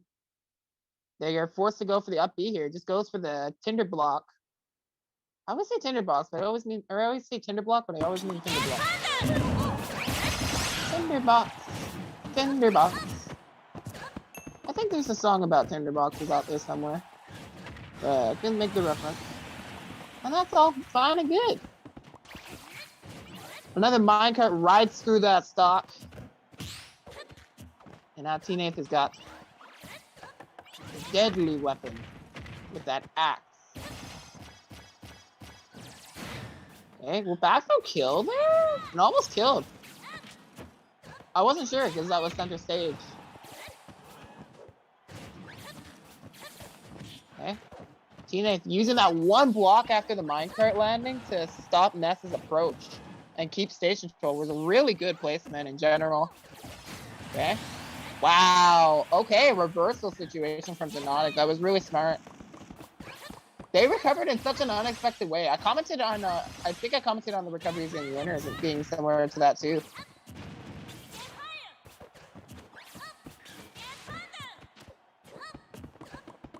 Okay. I like those 2 jab forwards, and then they just didn't keep going because they knew that it wasn't safe to go for. A lot of Steves in that situation just keep charging forward. But Teenage recognizes that you can jab forward and back really quickly at the same time. Smart recovery mixed up from Hypnotic, but not quick enough to respond to the minecart. It's gonna take the stop. Oh, okay. Gonna use the minecart again, and Lucha just fine. Oh, are they still fine? I don't know. Oh no, they're dead. Walk to your death. That yo-yo trick is known as walk the dog. We're gonna take a little walk through the scenery with that string, with that combo. That's more of a string, really, because that's DIable, right? But still big damage if you're not ready. Got the tinder ready. Almost connecting that backer too. Dripnotic has to do something to break this back. And I know that in their brain they wanted to jump there. Oh my god, that sucks. Oh, wow. Oh my god, that sucks for Dripnotic. Normally in that situation, you get hit by minecart just fine with them recovering because it'll just set you back on the stage. But teammate craftily put a block on the stage at just the right height that would rebound them off of it and kill them for it too if they miss the tech. That's crazy. Wow. Teenage giving them no opportunity for a comeback. And Teenage moves on to face Maruku. Now these are 2 players that came from the first round of losers, and they're fighting each other in losers semis. That's how brackets go sometimes. You have massive runs like that.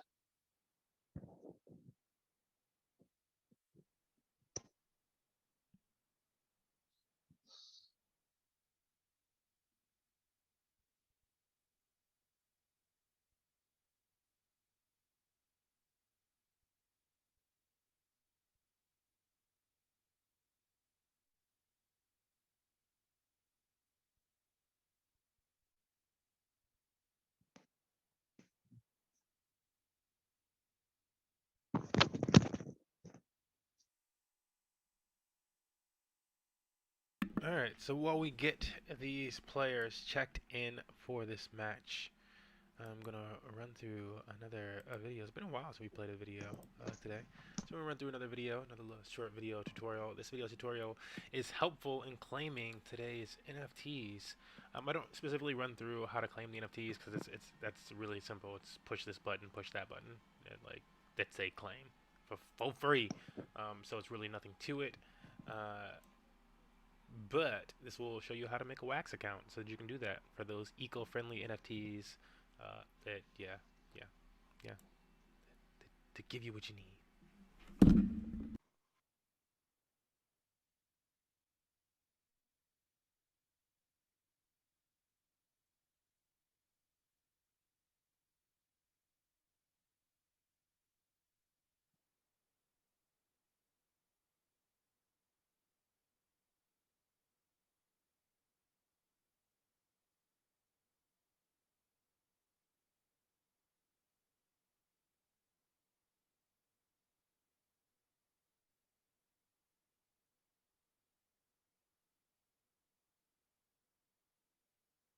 How to create an account or a wallet on the Wax blockchain, and we're going to use a really simple method known as the cloud wallet.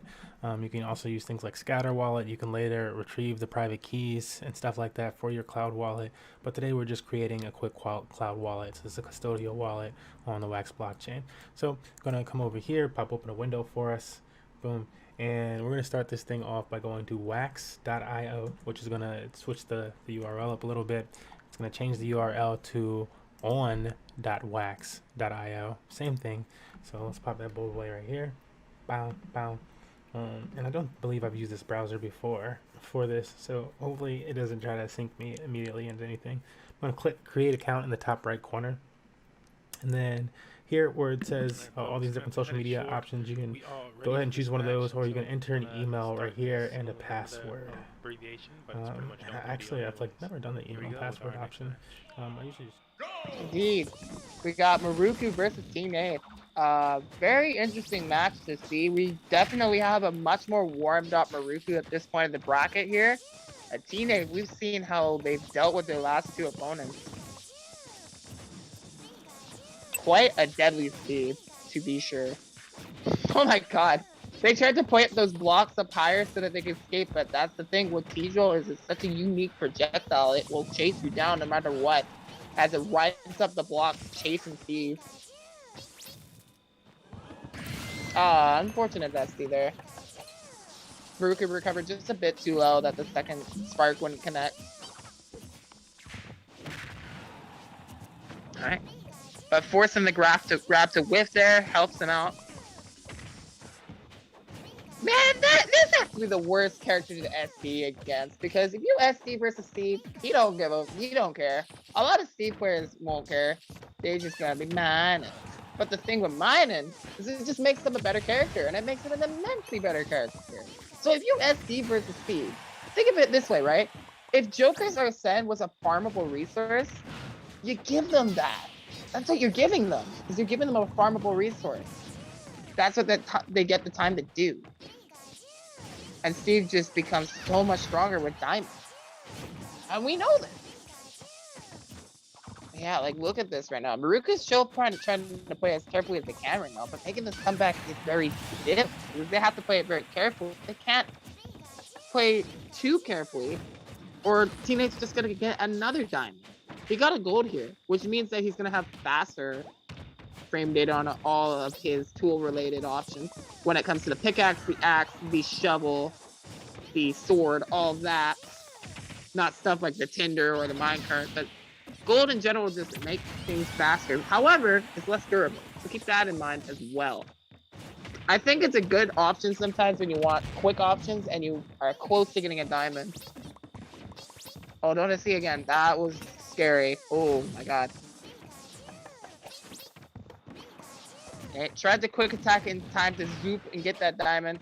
Marukuchu has to keep this pressure up here. Get this stock as fast as it can. So you can see right now why they're overextending with that forward smash. Not really giving him anything there. A little mix up from T-Nate there.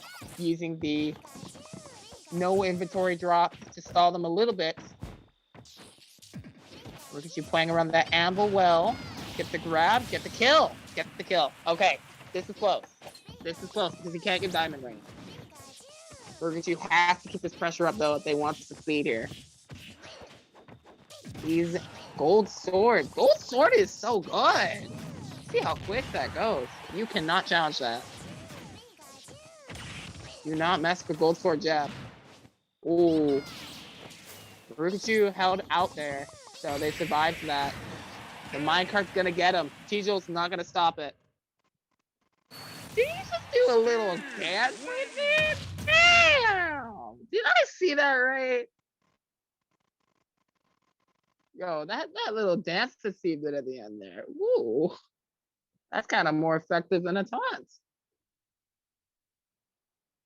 Yeah, a little shimmy. A little dance, a little quick footwork. I'm happy to. Opponents are banning stages right now. Teenage is up. Let's see what he strikes.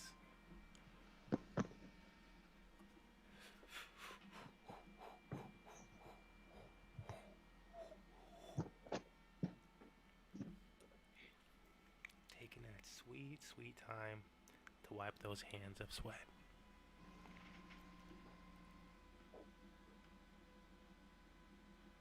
Looks like we're going Kalos Pokemon League.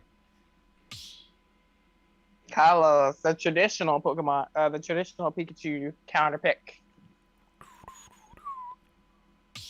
I think the scary thing here is fighting against Steve with Pikachu. Steve doesn't really have bad stages. He really doesn't. I feel like the Teasels will definitely help Maruku with edge guarding, but you still have to keep the pressure up. If you camp out Steve too much, he just gets rewarded for it. How the character is designed. Again, it's a big reward. Like, it's an understatement to say that he simply gets rewarded. He gets so much for it. All these materials, I mentioned only getting up to diamond, but I always neglect to remind myself that he also gets iron, redstone, and gold too. And all those things are important for all this other stuff, like dropping TNTs, fast mining cart, stuff like that. Yeah, Smith is just doing a nice little jog right now. I forget that you can move. I keep forgetting that you can move while mining. That's effective too.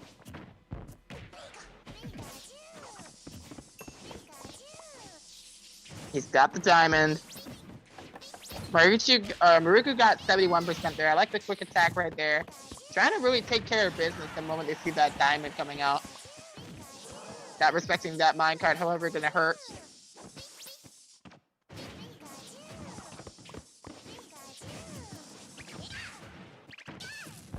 Okay. Nope. Not gonna get the hard landing there.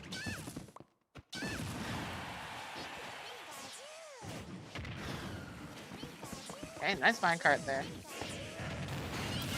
Ooh, the op smash. That's such a good call out because Maruku's been doing Maruku and a lot of Pikachus in general. Like, this is just like a Pikachu thing. Jump Tejolt is such a good option. But Steve can cover that so well.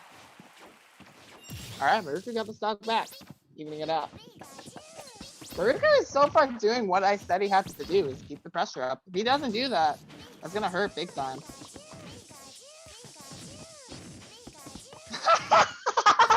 Wow!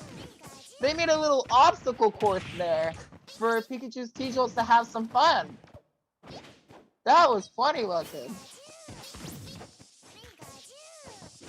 You know what that reminds me of, actually? It's kind of like the opposite of it, but it reminds me a little bit of like those little setups that you do with like these slides, and you have like these tiny balls that go down the slides. It's like you building those kind of things. Those little setups are always so cool. Also, play marbles. If you ever get the opportunity to play marbles with friends, it's such a fun game to just bet around stuff with your board. It's so easy to play. It's just a gambling game. But there's so much variety and uniqueness to it that makes it very fun. I think that tangents quite well to what I was saying there. In any case, when we get back to the topic at hand in this match here, oh my god, you're dead? No, that actually sucks. No way. Steve wins. Oh no.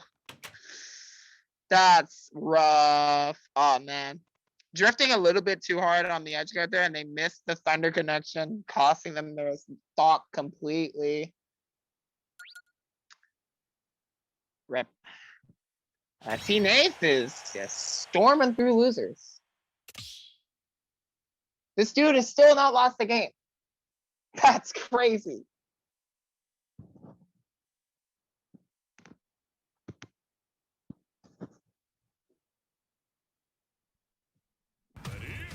Looks like we're gonna go right back to Kalos for this potential final game. Right. I wasn't sure if loser semis was best of 5. I thought it was top 3, but that's all good. Yeah, let's see if Maruku can really. Let's see if they can keep the composure up. Tejo is just so good though. Like I like that Maruku's using that move a lot because it's one of those moves that it just beats Steve block. It just beats it. So like, it really doesn't. These blocks honestly don't matter a lot of times. You can just throw it at Tejo and stop him from doing it. Anytime that he does that block after minecart, in a lot of matchups, I'd say that's a good idea normally. But against Pikachu, Pikachu could just do a little Tejo and punish it. Okay. Ooh. Okay. Ouch. Oh man, that's always so painful getting an apple dropped in your head. It's like getting a piano dropped on your head. in the cartoons.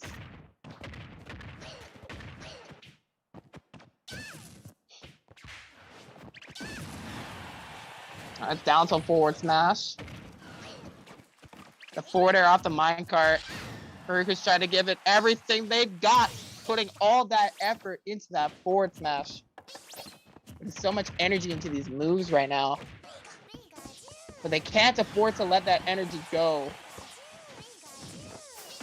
Okay, these T-Jolts will hopefully prevent the edge guard. They almost got killed anyway. Teammates almost managed to kill them. Despite those T-Jolts.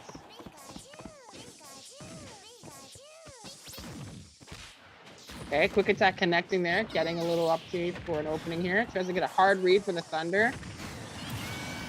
Ouch. Okay. Oh, I saw that diamond pop up. He's got the diamond. He doesn't have it fully crafted yet, though. Gotta hit that rat away first. This is a very... This Pikachu is very low on stamina. You can just tell at this point. There's a little bit of exertion in the playstyle of the player, too, that's controlling them. The forward smash, almost enough. Go for the low recovery, hopefully defending themselves. Wow, I can't believe that actually protected them from the anvil, but it was not enough. Teammate takes it with that down smash, finishing it off 3-0 with the lava. And they're gonna move on. Dun dun dun dun dun. Something like that. Yep. Moving on. You know another really good reason why Steve building that house is such a good victory screen, and honestly the best one in the game? It's not just how impressive it looks, but it's honestly, it plays out like it's a flex. You know what I mean? It's like he just destroyed you. And then he builds an entire house in literal seconds to show him, oh yeah, look what else I can do. Look what you can't do. That is such a disrespectful victory theme when you think about it like that. Yeah.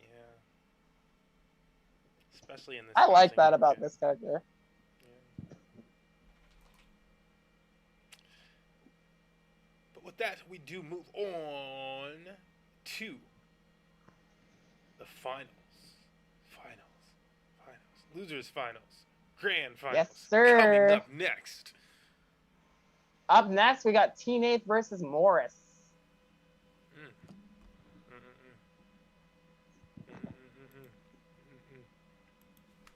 I'm ready for it.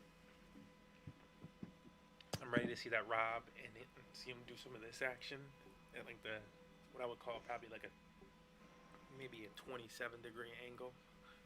Just getting in there at him. I know what you mean. Yeah. Just be charging it. Just be charging it.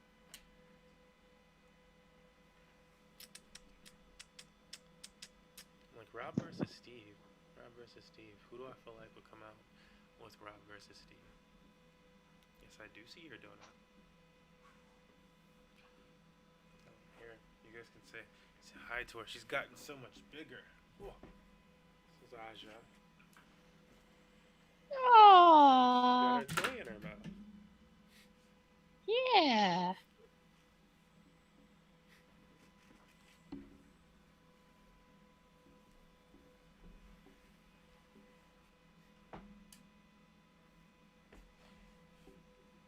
Nope. All right. Both opponents are checked in for this match. And we've got our stage selected as well. All we've got to do is get down to the arena. Okay, we're late for the show. It will be Rob versus Steve. Never saw that coming. Let's see it. Morris 4-1 on the day, and the Teenaith is 8-1. Double the games, double the fun. Crushing, and I'm pretty sure he's not in the ticket system. Ouch. Ow. Ah, ah, ah, ah, ooh. Yeah, like Thinking about Teenage Bracket, when they started losers round 2, they had 2 sets that they played. Like even though it's not technically like 8-1, they still played 6 sets in losers to get this far, which isn't even like the only thing. They played 6 sets without dropping a game to get here. That's mad impressive. 3, 2, 1, Impressive. go! Most impressive. Let's get into it. All right, game 1 between Teenage and Morris. Steve versus Rob. I feel like I saw this matchup at Top Play, like he who must not be named versus Waddy or something like that. I feel like that's something I've seen before. But Morris will be taking the first one there, wasting no time. If Teenage tries to set up anything off stage, it puts him in a bit more of a vulnerable position, and Morris can greatly capitalize. Okay, nice forward smash. Just going for the really simple stuff right here. Not trying to overextend. Oh my god, that hit them. Okay, they had to drift back so that the gyro would hit them to save themselves. It was close to killing me.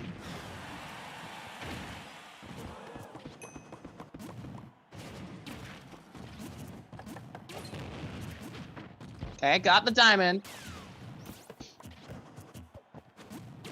Morris charging in, just going to the shield. That epic side B. There's another one. Rob was just poking at the floor, must have malfunctioned there, and they missed their target.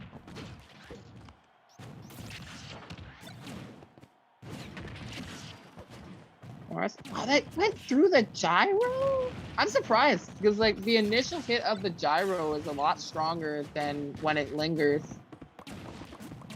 So I would have thought that would have been enough to break the minecart, but I guess not, huh? I think the percent threshold is around 10% breaks minecart. Could be lower. I'm pretty sure it's around that percent though.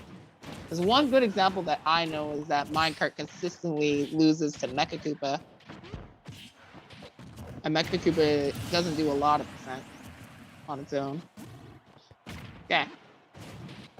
That little comparison just to explain the interaction. Up smash comes from Morris, maintaining their lead. See there, you see it right there, like that gyro just tossed at him. The initial hitbox. Oh right, no, I know why it is. Oh, I can totally explain this. It has to do with the speed the gyro is going at. That's what makes it stronger. Gyro becomes super powered and a force to be reckoned with in the Pac-Man matchup. Because that gyro gets blown away by the hydrant, it goes at a way faster speed than it can normally go at. And it can kill super early as a result of that. Gyro killing. Imagine that. Alright. 60% difference here. Just gonna build those blocks to have that height difference to come down from. Kind of mix it up a little bit too, because usually they go behind the blocks, but in this case they didn't. They went off of the blocks instead to chase after Rob. Got a diamond. Okay, I mean, if they can get to the crafting table, it's now or never, basically. Gotta get as much as they can going before going for this. Ooh, that trade. I think that'll help them. Oh, no. They're not going for it. Oh, yeah, no, they have diamond. Of course they're not gonna go for it. Silly me.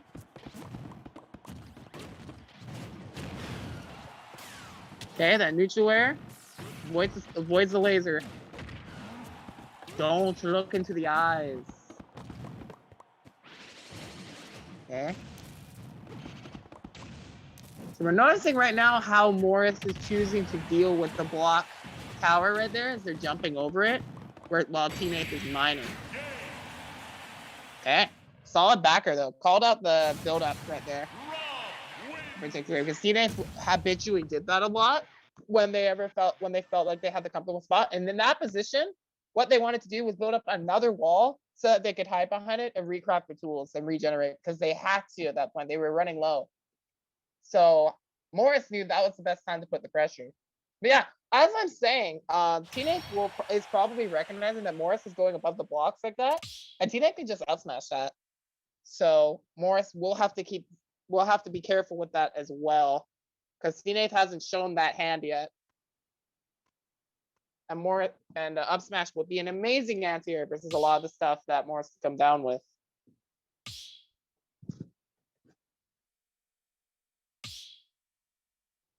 Let's see. What do we have in store for game 2?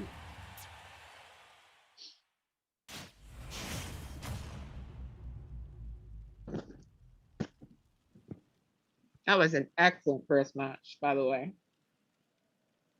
3, 2, 1, go!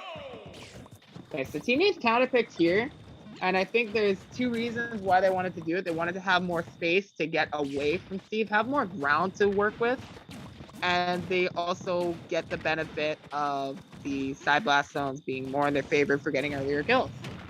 So with those 2 things in mind, those are good counterpick reasons. I think, however, this is Rob's best stage, and it is very scary to take this character here. But with a character like Steve, definitely can make that counterpick work. Wow, he really just crafted right next to the robot, and it did not respond. Seems that this robot does not respond to no movements.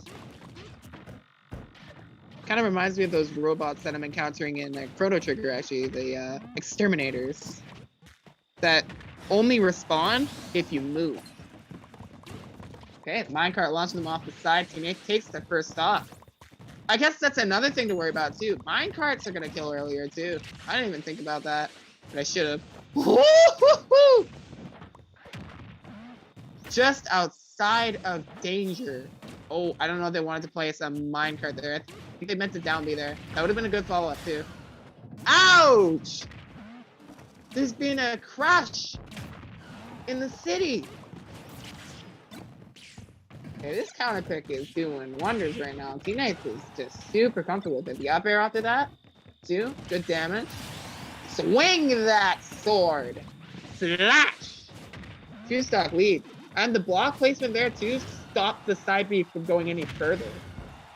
An impenetrable wall. TNT. Oh, that's it. The spike. 3-stock response? That's crazy. That's crazy. Wow, teammates played out of their mind that game. Get out of your mind. Start doing the chest pumps. Pull your hands out. No, you gotta see it. You gotta see it. Up. Yeah, break it. Wow, those were some good second stocks. They got their first stock and they carried momentum super well. Oh, that was fancy.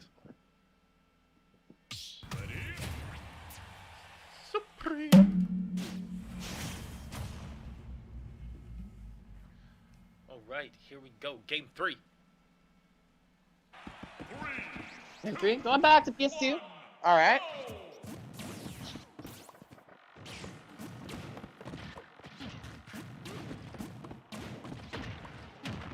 It's crazy how the counter worked so well at Town and City, like how I described how it could work. How in the flop? Okay, Teenage has to know like the distance that they can recover up B facing the wrong way and still grab the ledge. Because that's the second time they've done that and they didn't die either time.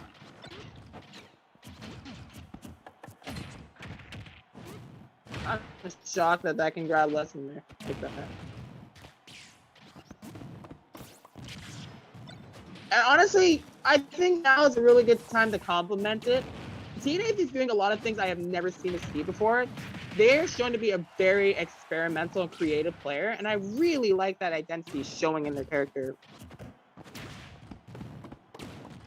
It's a lot of innovation and a lot of optimization. But is it enough when you're facing against the warrior of the future?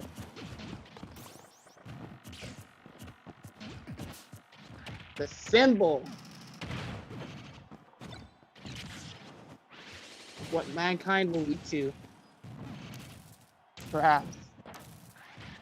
Okay, he had no anvil there, so he tried to fake out Morris instead to go low. Got a little bit of percent with the Tinder, but the side B will swiftly take that first stock off. Trying to go for an Elitra mix up there. Did not work.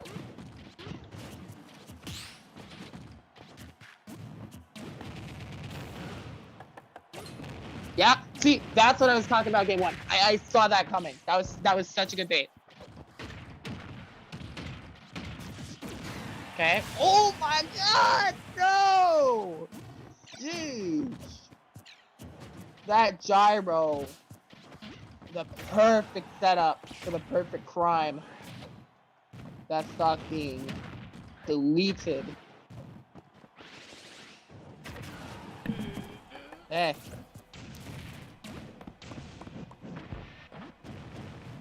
Morris is responding in kind to that last game, trying to really push their own momentum. That down smash from the teammate gets the stock done. I think he has a lot more mining to do to get the materials he wants there. Oh, and that reflects the minecart back at him. You're not getting away from that position. And the back air, perfectly positioned for the Elitra. High glide and ride. Morris takes game 3, taking advantage of the sets 2-1. He hits a little hard. He hits a little hard.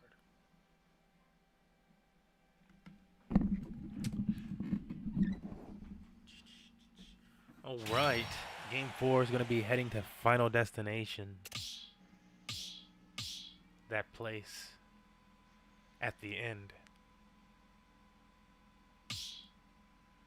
Dun, dun. That place where you go To get smacked around. Since, you know, Master downtown. Downtown. Oh my. Here we go. It's a Morris. 3, It's 2, a 1, go! It's a game 4. With the way that they play Steve, I'm honestly quite excited to see what they've got with Banjo. This character honestly takes a lot of innovation to really excel their meta too. It's otherwise a very simple character that doesn't have a lot of combos going for them and is mainly rewarded for winning neutral interactions with Egg Bomb a lot. That egg grenade actually just straight up knocked away the gyro. That's good to know, honestly. Okay, going for the down throw up air. Wow, this secondary is looking quite nice. Said it ain't over till it's over. Indeed. I feel like this is looking like one of those things where somebody had a former main before settling on an even better character for them. And I feel like Teenape may have been a former Banjo main. Like, I can just see a lot of things that are very well practiced for a character that I haven't even seen them play before. DLC war. Perhaps. I'm liking a lot of these Drake down nairs for setups. Although that one kind of got mixed up a little bit. Good side. We call out for Morris there. There's one wing left. Gotta make it count. Look at this stock, anyway. Let's see. They're gonna use it for recovery. No. Okay, down tilt. Yeah, okay. Down tilt. That is just such a consistent kill confirm. You get down to that percent, you just die. Down smash covers so much. Especially if you're sent into the corner, there's not much you can do. If anything. There's the side B. So that's interesting to know, is that Morris can't commit to continue the edge guard there because they have to respect Wonder Wing's invincibility. Whereas they could punish Elitra or Minecart in that position, they can't do that versus Wonder Wing. So that throws them off a little bit.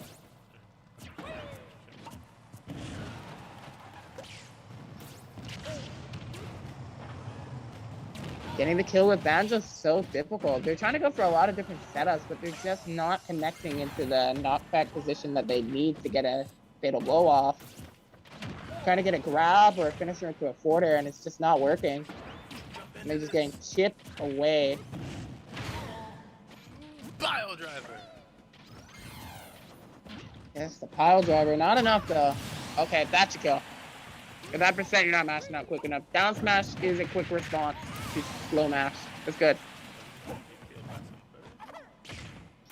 Damn, is this Rob learning emotions? There's some sass out here. Oh man, he's speeding up here. Like, I wanna We hit can this see how now. Morris is adapting to the main approach here from teammate to try to drop grenades from above to set up. He's just shielding it. There's not a lot that Banjo can do. He doesn't land fast enough to get a grab off. I think Nate tried to get a stage spike on him, but it's not much work out. Yeah, exactly. It was a good tech on Morris's part. Teammates gave it their all. Like, they realized that they had to at least try to set up for something. If they could get a stage spike, they might be able to follow up with the kill. But going for that risk, they knew that they were taking a risk when they were doing that, I'm pretty sure. And it just unfortunately did not work out. There wasn't much else they could do. Morris takes it 3-1. But that was a really good set, and I really like the idea of that counter pick. I think it could have worked. It's just, it's tough. It's tough to play the Baron Bird. Yes, sir. Yeah, good play from But I Nate. respect the choice. Unlike a lot of people who hate Banjo for some reason, I respect the choice. Because I think that character takes a lot to make it really work. Oh, I'll And give you we're some at this reasons. point in the meta. We're at this point in the meta where people have really figured out how Banjo-Kazooie work. He gets shut down by a lot more characters than you think. I think he's honestly a low-tier character, Yeah. which kind of sucks, but Yeah, I feel like there's not a lot that expands on. You know, that's my thing with like a lot of the DLCs that come out. It's like, it's not that I don't feel like a lot, like as meta develops and this and that, especially if they make certain character adjustments. It's just like, but what characters are gonna get those adjustments? But so many of them offer really easy tools to win a matchup or a certain situation, and that leads to, you know, like whether or not it's possible with that character, it makes it that much harder for us to ever figure out, like, outside, because then you get a lot of people that, you know, they get adjusted to, you know, I gotta do these 2-3 moves, I work on those, that's what I work on then too, you know, then you work on those too, like, or anything comboing around those, and then what happens when people find their way around that very simple combination of things? That's not really. yeah. And the thing with Banjo, unlike all the other DLC characters, pretty much all the other ones anyway, like maybe not Plant, but like the majority of the ones, especially the good ones, they have lots of options. The main thing about good characters in Ultimate is having lots of options and mix-ups and such. So like, if you have like those 1 or 2 things, those other characters have so much more. I feel like, in terms of like the DLC factor that Banjo got, wasn't at a competitive level like a lot of other characters got, but what Banjo got was a DLC move at a casual level with Wonder Wing, mainly. Wonder Wing is honestly really good tool that doesn't have a lot of counterplay at a casual level. You just throw that out, completely invincible. And it feels like that orientation does hurt Banjo in competitive play. Still a very nice character to see in Smash. Love Banjo-Kazooie, legacy character forever. Let's talk about this matchup so far, because Morris is coming off really nicely. With comfortability in the Wolf. That down smash pickup was so clean. I think that was a 2-frame that I saw too. It's always interesting to me to see people go back to Wolf as like a character that, you know, like as more and more characters have been added to Smash. Also, I feel like Wolf is one of the few characters, I feel like at least, where the moveset and what comes out of the character seems fair or honest. Not fair, but like honest gameplay from the character. There's just certain characters that do something like as an example, like with certain wolf hits, it just, the speed of the attack that comes out, the damage, like, makes sense for something. Sometimes a Steve attack doesn't necessarily look the way you would expect for such a damaging attack, or have the build-up for such damage. And certain other characters just entirely, instead of there being any type of animation there, it just eventually hits. You know that that's like the hitbox is going to extend a certain amount. And like, I would consider those like less honest. Yeah, I can understand your point. I personally think there's a little bit of a dishonest factor with Wolf though. There is one particular move that still got a big DS factor, even though it was nerfed. It's that down smash for edge guarding for 2 frames, for catching options in general. That move was just insanely strong. And aside from just that too, you have true confirms into backer around 70 to 80, and you also have a true confirm off of a throw into a spike. That stuff is so rude. Yeah, Wolf is an insane character in Ultimate. I firmly believe he's a top 3 character Oh yeah. at this point of the meta. Yeah. He's Definitely. really, really good. Yeah, get that throw. Morris had such a strong start, but unfortunately that SD has cost him a lot of momentum. He can't get this kill now. And MTK's just been tacking away. Oh! Was not ready for that cross up. Ooh. No, we didn't. Okay, I want to say stop. That was not that much. That would have said. We've seen too many SDs today. We need to tone that down.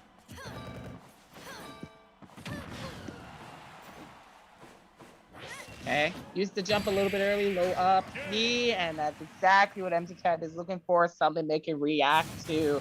With that up B being so slow, it's quick to just snatch the ledge. You know he's going to go for it at this point. Just ledge jump, back air, finish the game, or ledge steal, as I like to say. And that's game 1 going to MT Cats. Got that much closer to a future.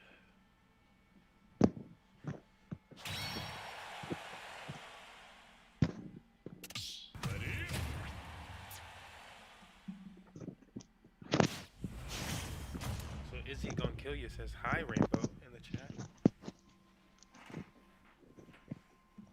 My apologies that I just unplugged my, or I didn't unplug, I guess unplug is the right word. I took my headphones off for a moment so I could grab something on the other side of the bed. And if you said anything, I didn't hear it. He said, is he gonna kill you? Said hello, Rainbow, in the chat. Oh, hey, Izzy. Thank you. I appreciate that. Alright. This game 2. I just don't understand it. I think it's been playing on another level. Like, I give a lot of credit to how Morris and teammates were played, but MTK has just been playing so much better than them, too. Just ready for a lot of things, able to keep the pressure going before they can get anything started. Just see how it goes really well. Almost got the ledge jump to back air again there. Really close to getting it. But Morris is able to counterplay that with a quick roll on stage. MTK finishing that off with the back air. Bro, you did not just up throw with Palutena. Anyways. Okay. Got the grab. Really well spaced forward tilt there. I said before in today that I think that Palutena has bad rounded options, or I just said that they're flat out bad options, right? But there's still good spacing tools. And in that instance, for example, it was a good option because they knew that dash attack was going to whip there. They could forward tilt it. And if they had more time too, they might have been able to forward smash it even. Down smash! Such a strong call out option.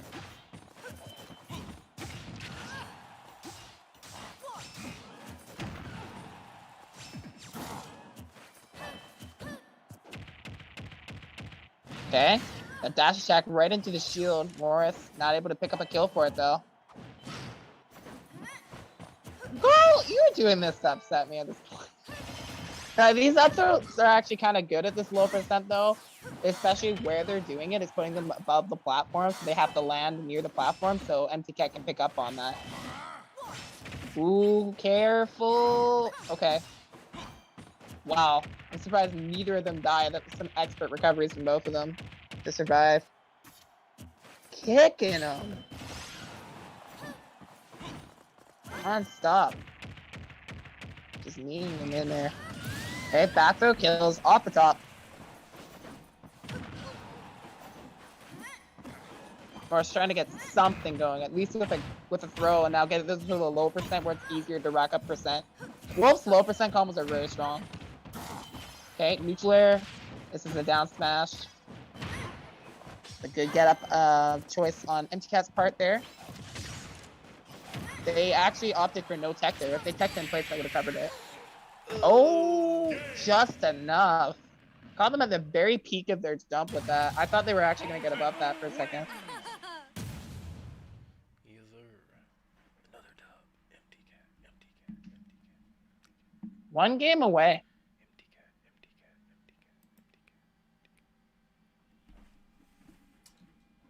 Alright, enough looking at her on that dang broom stick. Wand. Staff. Oh my god, are we going right back at it? I'm scared. I get so scared when they hit start that fast. Yeah, they're just like, fuck it, let's go. We already agreed in chat. Yeah, we agreed in chat. Let's go. 3, 2, 1, go! We got the talk about seeding. We got the number 1 seed versus the number 2 seed here in the grand finals right now. Number 1 seed. You're... Okay, let's see. So far, Morris is trying to be a little bit more patient with their choices right now. They were choosing to just space before their call to jump and up tilt a very low committal option than that. Just trying to be a little more careful here. See how that goes, because understandably they do want to get some kind of leverage going here. Wolf isn't a character that necessarily needs to go in though. He has really good tools to keep somebody out too and slow things down. That Wolf Laser is one of the best projectiles in the game because of how well it can keep space and force options. But Empty Cat is going to take the first stock there. And now we shift the perspective over to them a little bit here. We are seeing the wild Palutena in action. Dash attack and nair until something hits.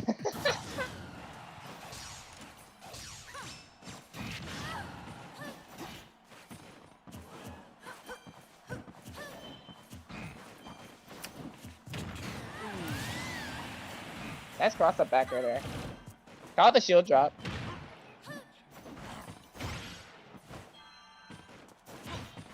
It was a good mix up in Morris's regard there. Okay. Staying after. Sneaky roll in. Morris kind of felt panicked by that movement too. You saw how he spot dodged on response to that and got caught up by an up smash. I think it was more so to force a whiff on a grab, because maybe that's what Morris thought was going to happen there. Okay. Off the new chair, get the grab, up throw. See, up air. Okay, just gonna respect that dash attack and get a better punish with this forward smash here instead. Respect the explosive flame as well. Almost had enough time to 2-frame still. That would have been good. Would have been very helpful. Back throw not killing, great DI. Okay, gotta dodge that forward air. Nair is gonna kill him. Absolutely. Okay. Morris is on their last stock potentially in the tournament here. They're really close to evening us up though. Throwing out a couple forward smashes because that move has almost no cooldown. So funny. Oh gosh, okay. Forced to jump.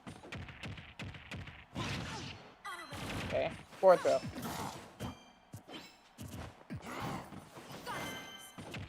Forget, sneezes on him with that forward smash. Misses. Wow. Queen. And that was a little bit of a mix-up too, because there was a lot of times where they would cross up and grab, but there they did an up tilt to call out a jump out of shield. Really like that option. Yeah, I was expecting the grab. I was like, oh, some more damage in. Oh, okay. Yep, still need a lot more to come back though. Empty Cat's still controlling the pace of this right now with his lead. It's 118. Gotta watch for that up air at this point. Had to jump there. Got the grab on the swift landing. Wolf is cornered. Gotta find some way to move out of this corner. The laser opens up a little bit space. Hey, Palutena. Looking for some back airs here. Really good respect. Got 2 neutral airs as a result.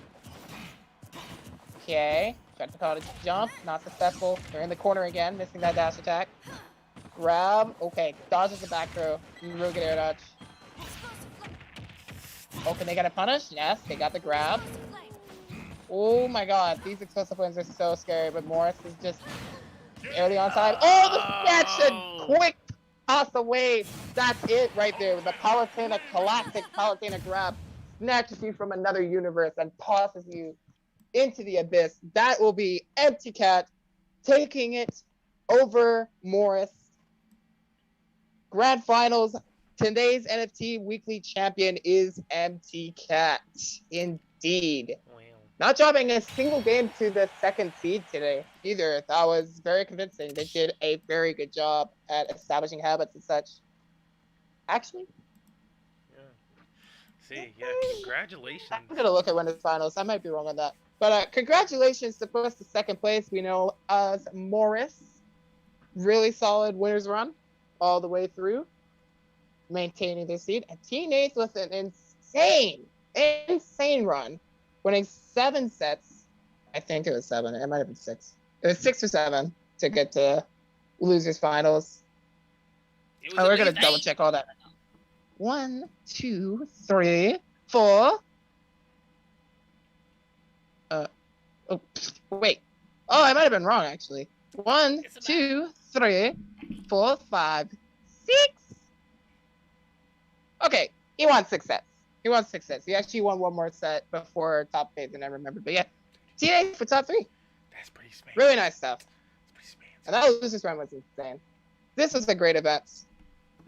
Congratulations to all of the placers of top 8 today in the NFT Weekly. Great showing. Yes, sir. I thank you all for supporting the event. Well said. Yeah, thank you everybody for coming out to today's NFT Weekly. Congratulations to the victors today: MT Cat, Morris, Teenaith, as well as E2P2 winning the pits. Aang and Auric were also coming in top 3 in the pits. I'd also like to take this time to give a warm thank you to our sponsor for today's event, Rex Satoshi, on Twitter, also on Telegram. Rex Satoshi is an avid NFT collector and gamer of themselves. And so you can find a lot of content on their channel is gaming related, NFT related. So art and gaming, NFT tokens. They like NFTs that aren't just art but also are gaming and community based. So it's really fun and they're really good at what they do. So not only are they usually really fun projects, but they're also really fun money making projects. So really cool there. Thank you for being a part of this community and what we do here and sponsoring this event. That said, I believe Infinite's still here with it's in the background. Is there anything you'd like to say before we wrap up today, Infinite? And turn it over to Yeah, per always, if you are interested in our events, please be sure to join our Discord. We are making a lot of changes. We are doing some things. We're still experimenting, so we'll see how the future kind of unfolds and stuff. We'll definitely be bringing events for different games and so on and so on, so forth. We need to test a few different kinds of games.